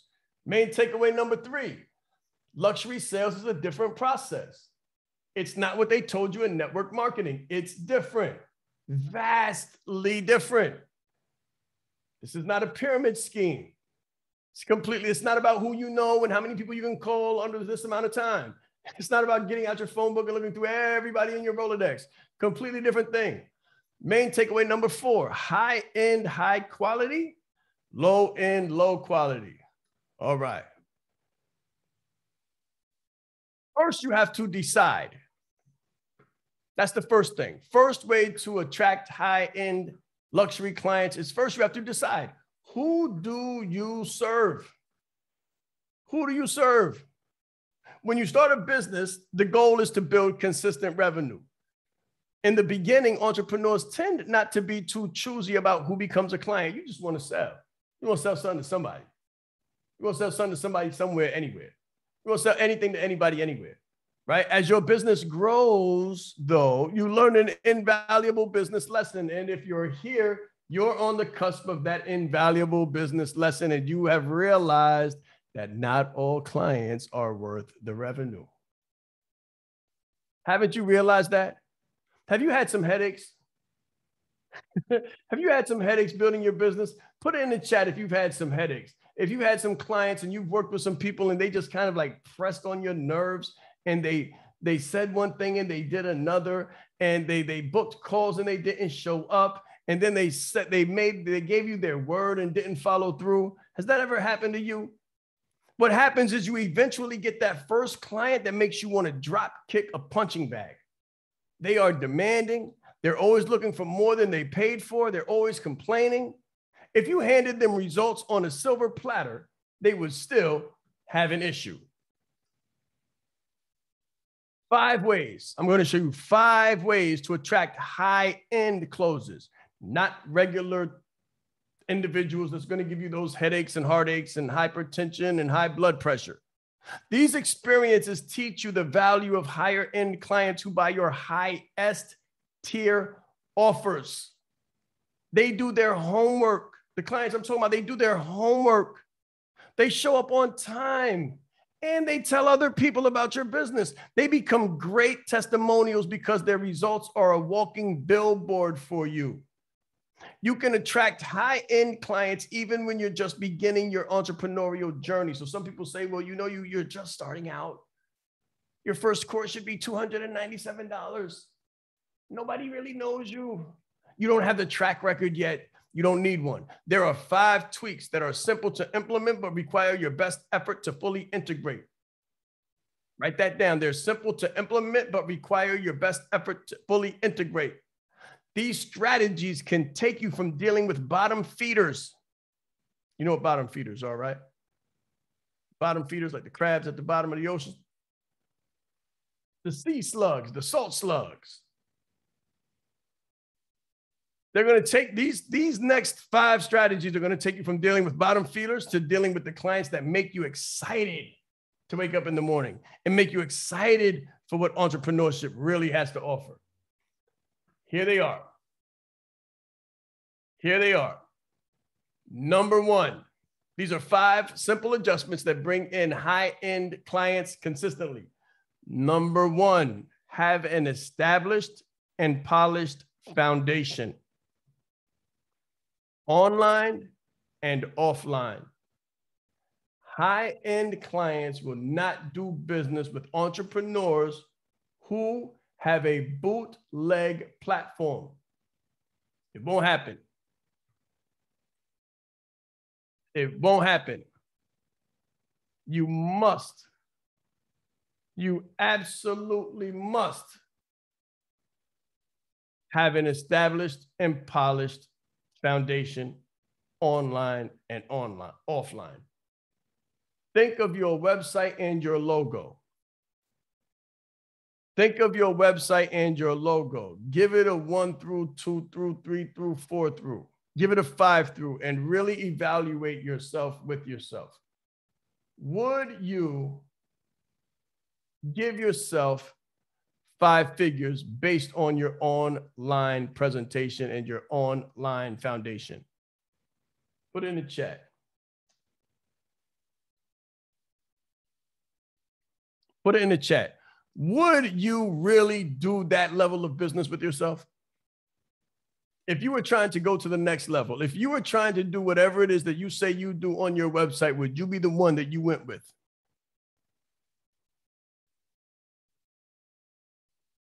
Think of your platform. Think of your presentation. Think of your loading speed. Think of the experience.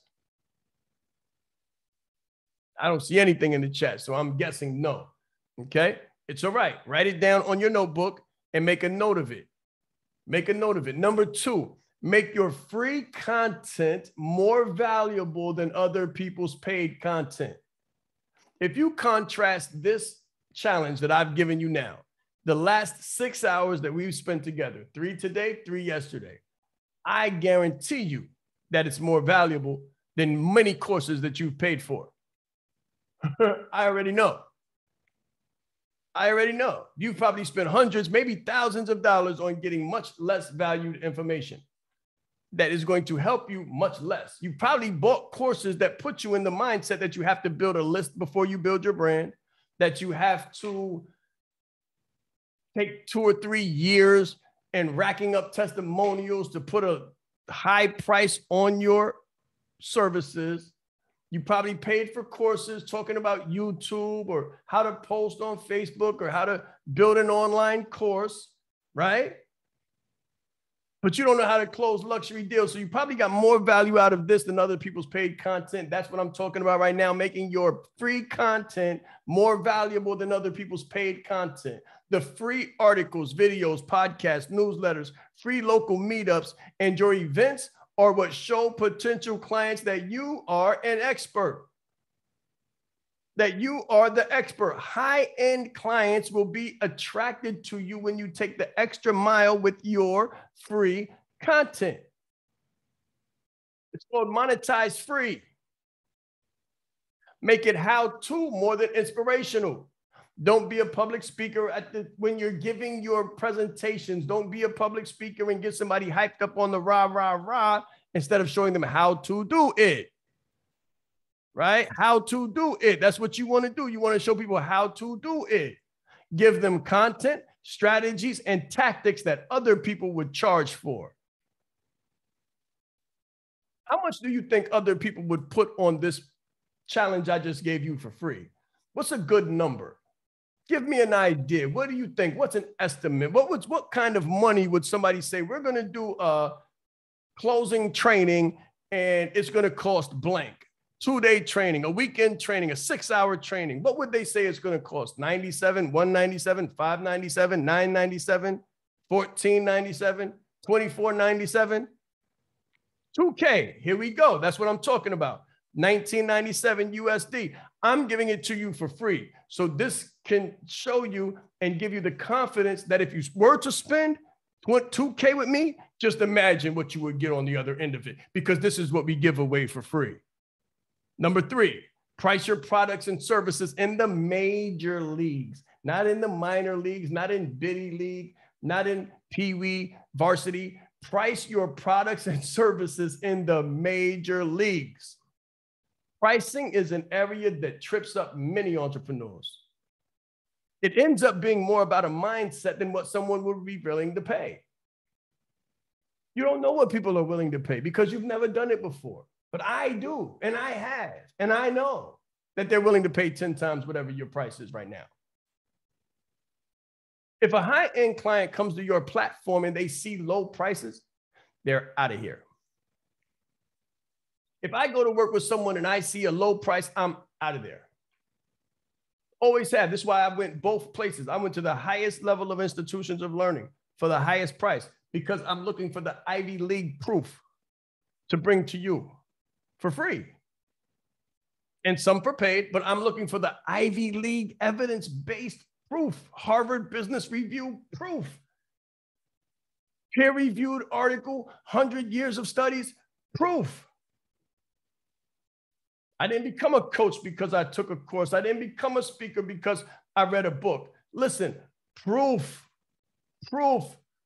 And that's why my prices are 5K and above. If a high-end client comes to your platform and they see low prices, they're out of here. They're going to think you don't value your products and services enough. They're going to see your self-limiting beliefs shining through, and it will repel them. They'll say, nah, this person ain't serious. What am I really going to get for $997? I'm out of here. That's $1,000. That's like a phone bill. I'm out of here. I'm not trying to, I'm going to change my life with $1,000. Really? Nope, not happening. Not even happening. They already know their prices start at 10K, 20K, 30K, 50K. Have video testimonials. Number 4, have video testimonials and references. We have all been trained about the need for testimonials. We live in the digital age. Use video testimonials and have references high-end clients can follow up on. You go to my website, you see multiple, on every page, multiple testimonials. We also have video testimonials on multiple different places and multiple different platforms all over the internet, on demand as well. And we have actual people who are inside of our programs that you can speak to at any time. High-end clients follow up references. They see a name, they Google the name, they highlight the name, they copy and paste the name, then they go look up the name in Facebook, they jump in the DM and they say, hey, did you work with Shaan Rais? That person says, oh yeah. And what was your experience? Absolutely phenomenal. Do you work with them now? Yes, we do. Would you advise it? Yes, I would. 1, 2, 3. 1, 2, 3. If you've got the written testimonials, sometimes it's harder for people to believe it, especially when you're sending. So this is a little bit high end. This is a little bit high end, and I'm going to give it to you because I want you to win, and I'd love to work with you. You want to have testimonials that you can send through the emails. You want to have testimonials from your clients that you can send to prospective clients in your email. But that's all I'm going to say on that. That's on the inside of the course. Number 5, get trained. Get trained on closing like a leader. Get trained on what it looks like. That's how you do it, right? What are we talking about here? Remember what we're talking about? We're talking about 5 different ways, 5 simple adjustments that bring in high-end clients consistently. Number 5 is get trained. Leaders don't waste time trying to close low end. So if you're trying to climb up the ladder from 200 to 2,000 to 20,000, it's not going to work that way. Right? It's not going to work that way. You want to get rid of the low end completely and go to the big fish pond. Go to the pond where the sharks live. right? They go for the big luxury clients that can feed the family through the winter. Did I mention that winter is coming? Did you guys see the floods in New York? Did you guys see the floods in New Jersey? Did you guys see the people jumping off the overpass and landing right in the water, maybe 2 feet below them and maybe 11 feet deep in Philadelphia? Did you see the Rocky statue looking down at the water? It was insane. It is insane what's going on right now. If you don't learn how to close high-end luxury sales, you will stay with low-end bottom feeders. Write that down. If you don't learn how to close high-end luxury sales, you will stay with low-end bottom feeders who consume all of your time for pennies on a dollar. And you will be so stressed out with late payments and demands from people who wouldn't get the work done if you did it for them.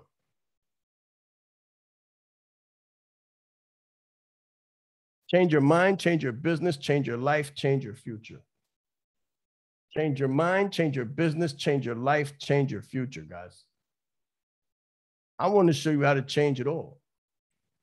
When you become efficient at closing, you can choose who you close and who you close for.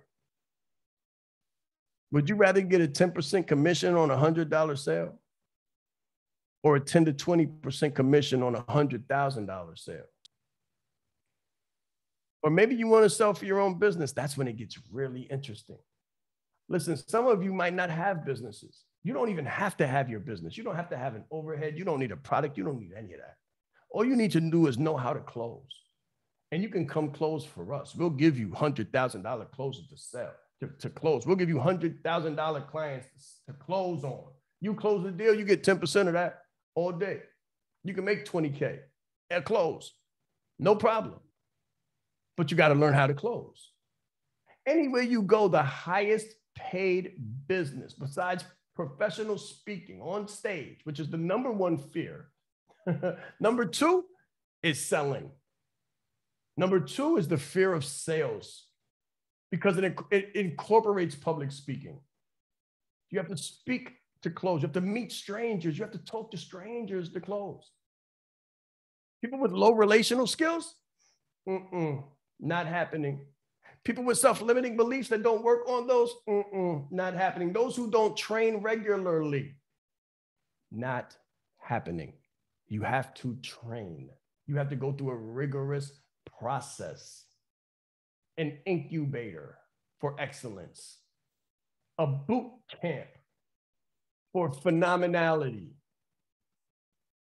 We have an 8-week course where we're doing nothing but drilling down on your limiting beliefs, removing those and implementing and impregnating your mind with the most powerful closes known to business, especially the professional, personal and professional development industry, which is ready to become $1 billion a day industry.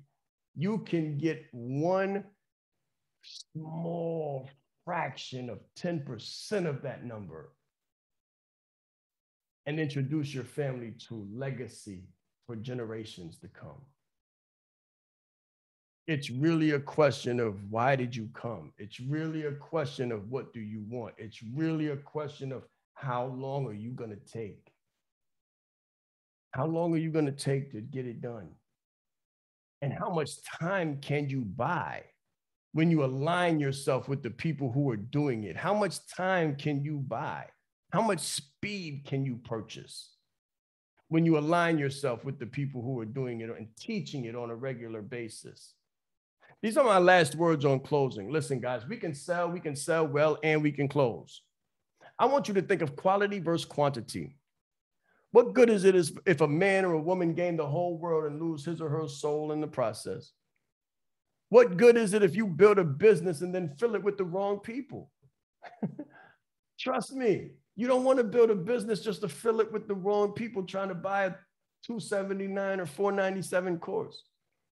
Would you rather sell a 100K product to 10 people, a 10K product to 100 people, $1 million product to one person, or a $10 product to 100,000 people?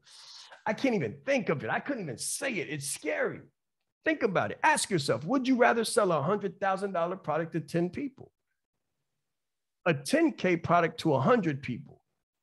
A $10 product to 100,000 people? Or a $1 million product to one person?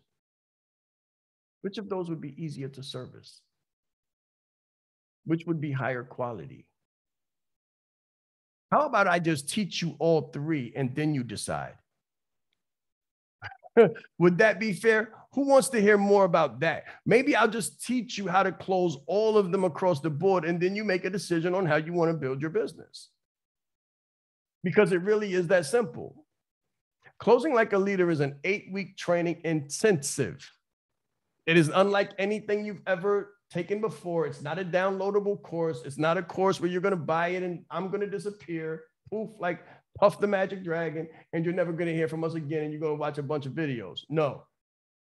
Closing Like a Leader is an 8-week intensive training based on closing luxury sales in a post-pandemic new world economy through an evidence-based practical system using core steps, disciplines, and secret methodology, including media, psychology, framing, and ongoing training. That's right, ongoing. That's ongoing after the 8 weeks, ongoing training meant to get you up to speed fast and help you scale your ideas into products, your likes into a lifestyle, and your vision into a business. Whether you own that business or if you don't want to own a business and you just want to make your own money and not have to worry about clients, services, product fulfillment, and just enjoy a luxurious life. Who wants to know more about that? Who wants to know what that looks like? This is what we're talking about. Closing Like a Leader. Week 1. Week 1 is psychology. Designing your life. Designing your ideal life. Success habits, daily habits of a luxury closer, and the closer mindset. Right now, we did week 1 already. Week 1 was last week. Week 2 is this week. So listen, this is like that time. We're not going to do this challenge again until we roll around Closing Like a Leader again. We have another challenge after this, but it's not going to be Closing Like a Leader. We've already done week 1. If you were to join now, week 1 would come to you in the form of those downloadables, Zoom calls, and you'd have to get up to bat. But trust me, it'll be the best investment you ever make, because week 2, which is coming tomorrow, Monday, is based on sociology, informed practice, closer readiness, design. You're going to design your own questionnaire. It's going to be based deeply, going in depth on those 6 human needs and the historical basis. And you're going to get your very first script. That's right. You'll get your very first script where I show you, I literally took the transcript from the Zoom call, erased the name, and you'll see a call that resulted in 10K. 10K. Just 10K. Every week, we're going to get another script. Every week, I'm going to take you up and up and up and up, so you can see bigger and bigger and bigger numbers until I get to the end and I absolutely change everything you ever thought about possibility when it comes to luxury sales, closing, and personal and professional development services. Week number 3, chess versus checkers. You're going to engage in leadership closer development. You've heard of leadership development, but definitely never heard of leadership closer development. Strategic initiatives, personality profile hackers. You're going to learn about the DISC assessment and personality prognosis and prescription. That's where we go deep into what the personality is that you're speaking to, the chess piece that you assign to them, and how you strategically move around the board when you're on the call with them and close fast. It's called checkmate. 1, 2, 3, checkmate. So we're going to teach you that. We're going to teach you the different personalities, because listen, when you walk into a room, I don't care how many people are in the room. There's only 4 people there. There's only 4 people there, and you'll learn what those 4 people are in week number 3. Week number 4, objection handling and negotiation. Proper prosperity preparation. People don't have proper prosperity preparation. They've been prepared to fail in life. They've been prepared to clock in. They've been prepared to live for 2 weeks after working for someone else for 50. They've been prepared to wait for a 401k. They've been prepared to donate their 60 years maybe of good life to a company, and then maybe have 10, if they're lucky, of their own. And we know those are in varying qualities. Week number 5, professional presence and rainmaker's mindset. Rainmaker's mindset. It's a completely different mindset to make rain. Professional and luxury services, code switching, and executive presence. That's when you're going to learn exactly what to wear, and we're going to go deep into the colors and how to present. Week number 6, ABC, always be closing. There's closing done right, and then there's closing done wrong. So we're going to explore closing done right. And closing done right is based on ethics. And before you leave week number 6, everyone will have their own personal code of ethics that they adhere to as a luxury closer. You're going to learn everything you need to about ethics and moral obligations. And then week number 7. Week number 7 is the most, I'm going to say, impactful, not important or impressive. It's going to be the most impactful, because you're going to learn about ascendancy and scaffolding. You're going to learn about the long game and endurance, sustainability, and you're going to construct your luxury ladder. I'm going to show you how to construct your luxury ladder so you have nothing but luxury prices on a scaffolding, like on a literal ladder, where I show you how to place your different prices and your different packages, so that when you present, the client can choose where they belong and you don't have to close anything. They can close themselves. Some people are visual learners more than auditory. Some people need to see it. This has been the single most effective tool that has helped me to close multiple 6 figures over and over and over again. The single most effective tool that I've got. I'm going to give it to you, and you're going to construct your own. And then before we close out, we're going to start talking about the forever close. The forever close is culture and community. The forever close leads into culture and community, and I'm going to show you how to begin to lay the foundation to building your own community. And that starts with culture. So this is what we have, guys. This is what we have. This is what we had for you today. I truly, truly hope that you have enjoyed yourself. I hope that you've learned. I hope that some of you are interested. I hope that you want to know more. If you do want to know more, Junior, go ahead and drop your link in the chat. You guys can schedule a call with them. You know, get with us at any point, anywhere through our business media. This is what we do.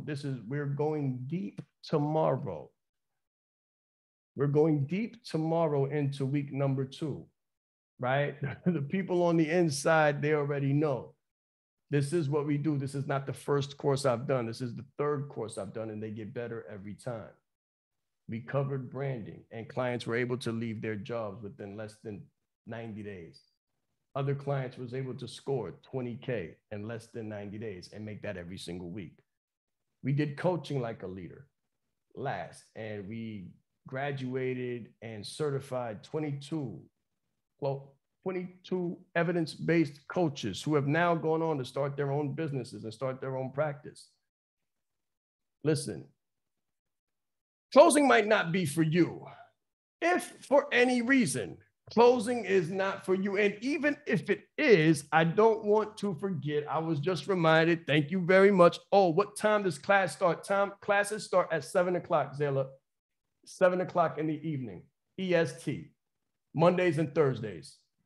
Yes, ma'am. And we try not to go over, we went over 2 hours, but we try not to. But it's a monster. Closing luxury deals that will absolutely transform your life is something serious. It's not an hour long. I'm not going to give you an hour and then close in 45 minutes. We're going to be intimately joined at the hip. We're going to be connected for the next 2 months, because it's my job to make sure that you become one of those poster childs for Closing Like a Leader. It's my job to make sure that you become a luxury closer, and it's more than just one close, two close, three close. It's a rapid succession of multiple closes until you absolutely change your life and everything about it. It's a culture, and you'll learn that on the inside if you are so inclined.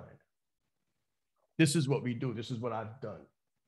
I build entrepreneurs. I help entrepreneurs to become successful. I help people go from organizational to entrepreneurial, from their job to their dream life. And I help people put zeros behind their numbers. I help people with offers, make those offers absolute and pregnant with value, so that when you present them in the marketplace, people feel the depth charge. They feel the depth charge, and they float to the top, and then they swim towards your brand. I couldn't do closing without branding, because this is what I do. I'm the king of branding. I started my whole career off branding. I branded for organizations and companies as a consultant. That's my specialty. So you will not be able to learn closing without learning branding. I incorporate it all together. I have to incorporate it. We also have the other courses that are at a discounted price for anyone who comes into this. Like, this is a part of the family. This is a part of what we do. You come in here and you'll be here locked in for the next 8 weeks. And it's an absolute game changer. Not only will you only be locked into the course, but we also give you access to the community. So you come into the other community meetings, you come into the coaching calls, you come into the community. We wrap around you. You get the feel of what a luxury experience looks like. You get the complete experience. We don't hold anything back. We give more and more, and we over deliver, and you will be overwhelmed. I'm going to say that from the beginning. You will be overwhelmed. It will be impactful. You will have to look at some self-beliefs that you've had. You will have to look at some cultures. You will have to look at some limiting beliefs that you picked up along the way, and you'll have to put those down. You'll have to put down experiences that no longer serve you, things that you learned along the way that no longer serve you. We're going to challenge some beliefs. We're going to change some beliefs, and we're going to recreate some identities. It is not an easy process. It's not a bait and switch. Closing is a culture. Closing is a way of life. And closing is absolutely everything. Thank you, Tracy. Sometimes it's emotional. It is. It is, because we've been bamboozled. We've been led to believe something that's not true. We've been led to believe something that's not true. We've been led to believe that we're somebody that we're not. It goes very deep. It goes very deep. There's some emotional scarring that has to be undone. There's a lot of emotional and executive education that has to be implemented. And you're going to learn all of that if you are so inclined. Even if you are or not, we do have another challenge. We do have another challenge, and that is in October 23rd and 24th. So October 23rd and 24th, drop that link in the chat, guys, for anybody who wants to sign up to that early. Listen, we are going to be showing you, hopefully you come into the closing piece, because after the closing piece, if you don't know how to build the coaching business, we're going to show you how to build the coaching business, right? Not the coaching hobby, not the I'm a coach on Tuesdays and Sundays because I work every other day of the week. Not I'm a this kind of coach, or NLP coach, or diet. You know, there's a lot of different people saying I'm a coach, I'm a this, I'm a that, I'm a, you know, all kinds of coaches. Everybody and their mother's a coach now, but nobody's making any money, right? Everybody's a coach, but nobody's making any money because they don't have a coaching business. It's the difference. The difference between sustainability and a one-hit wonder, or a one-time course creator, or a weak logo is business. We have built a coaching business, coaching and consulting business. So on the 23rd and 24th of October, at the end of Closing Like a Leader, we're going to launch into the Build Your Own Coaching Business Challenge. And that's the link. If you came here, if you enjoyed, if you learned some things, if some things have made you pivot your ideas and made you change your thoughts about some certain things, I guarantee you that we are going to do the exact same thing when it comes to building your own coaching business. Guys, make the right move either way. Make the right move. Decide what's right for you. Decide what's important to you. Is it important to you to be able to close more deals? Is it important to you to be able to close luxury deals so that you can go from closing 10 people on a low-end product to one person on a high-end product, making the same amount of money or more with absolutely half, if not less than half of the stress involved? Working with high-end clients has been the best part of my career. I have to say that working with high-end, low maintenance, right? High-end, low maintenance clients has been the best part of my career. And I'm going to show you exactly how to do that. But I'm not going to oversell you. We don't do pressure here, right? We don't do pressure here at all. Let me hurry up, get this off the screen so you guys can see my face real quick before we get up out of here. Listen, guys, it has been an absolute phenomenal pleasure to spend this time with you. Absolute phenomenal. I enjoy your time. I hope you learn. If you're not able to do business with us at this time, I hope that you take what you've learned. That's my job, to give you something that you can take and you can go make money with now. So then you can come back to us and say, hey, Shaan, I wasn't ready before, but I used what you taught. And let's go. Boom. Right? So if you're not ready to get in right now, I understand. I understand there were prices that were too high for me to hit at a time. And I had to take what I could get and go make the money so I could come back and say, boom, let's go. So that's what I want to do. And that's why I gave you so much value. I gave you the level of value that I gave you so that you could immediately go close deals, come back and say, boom, let's go. So at this point, we're going to close. If there's any questions, get on those calls, ask those questions, and I guarantee you that we'll be able to work something out.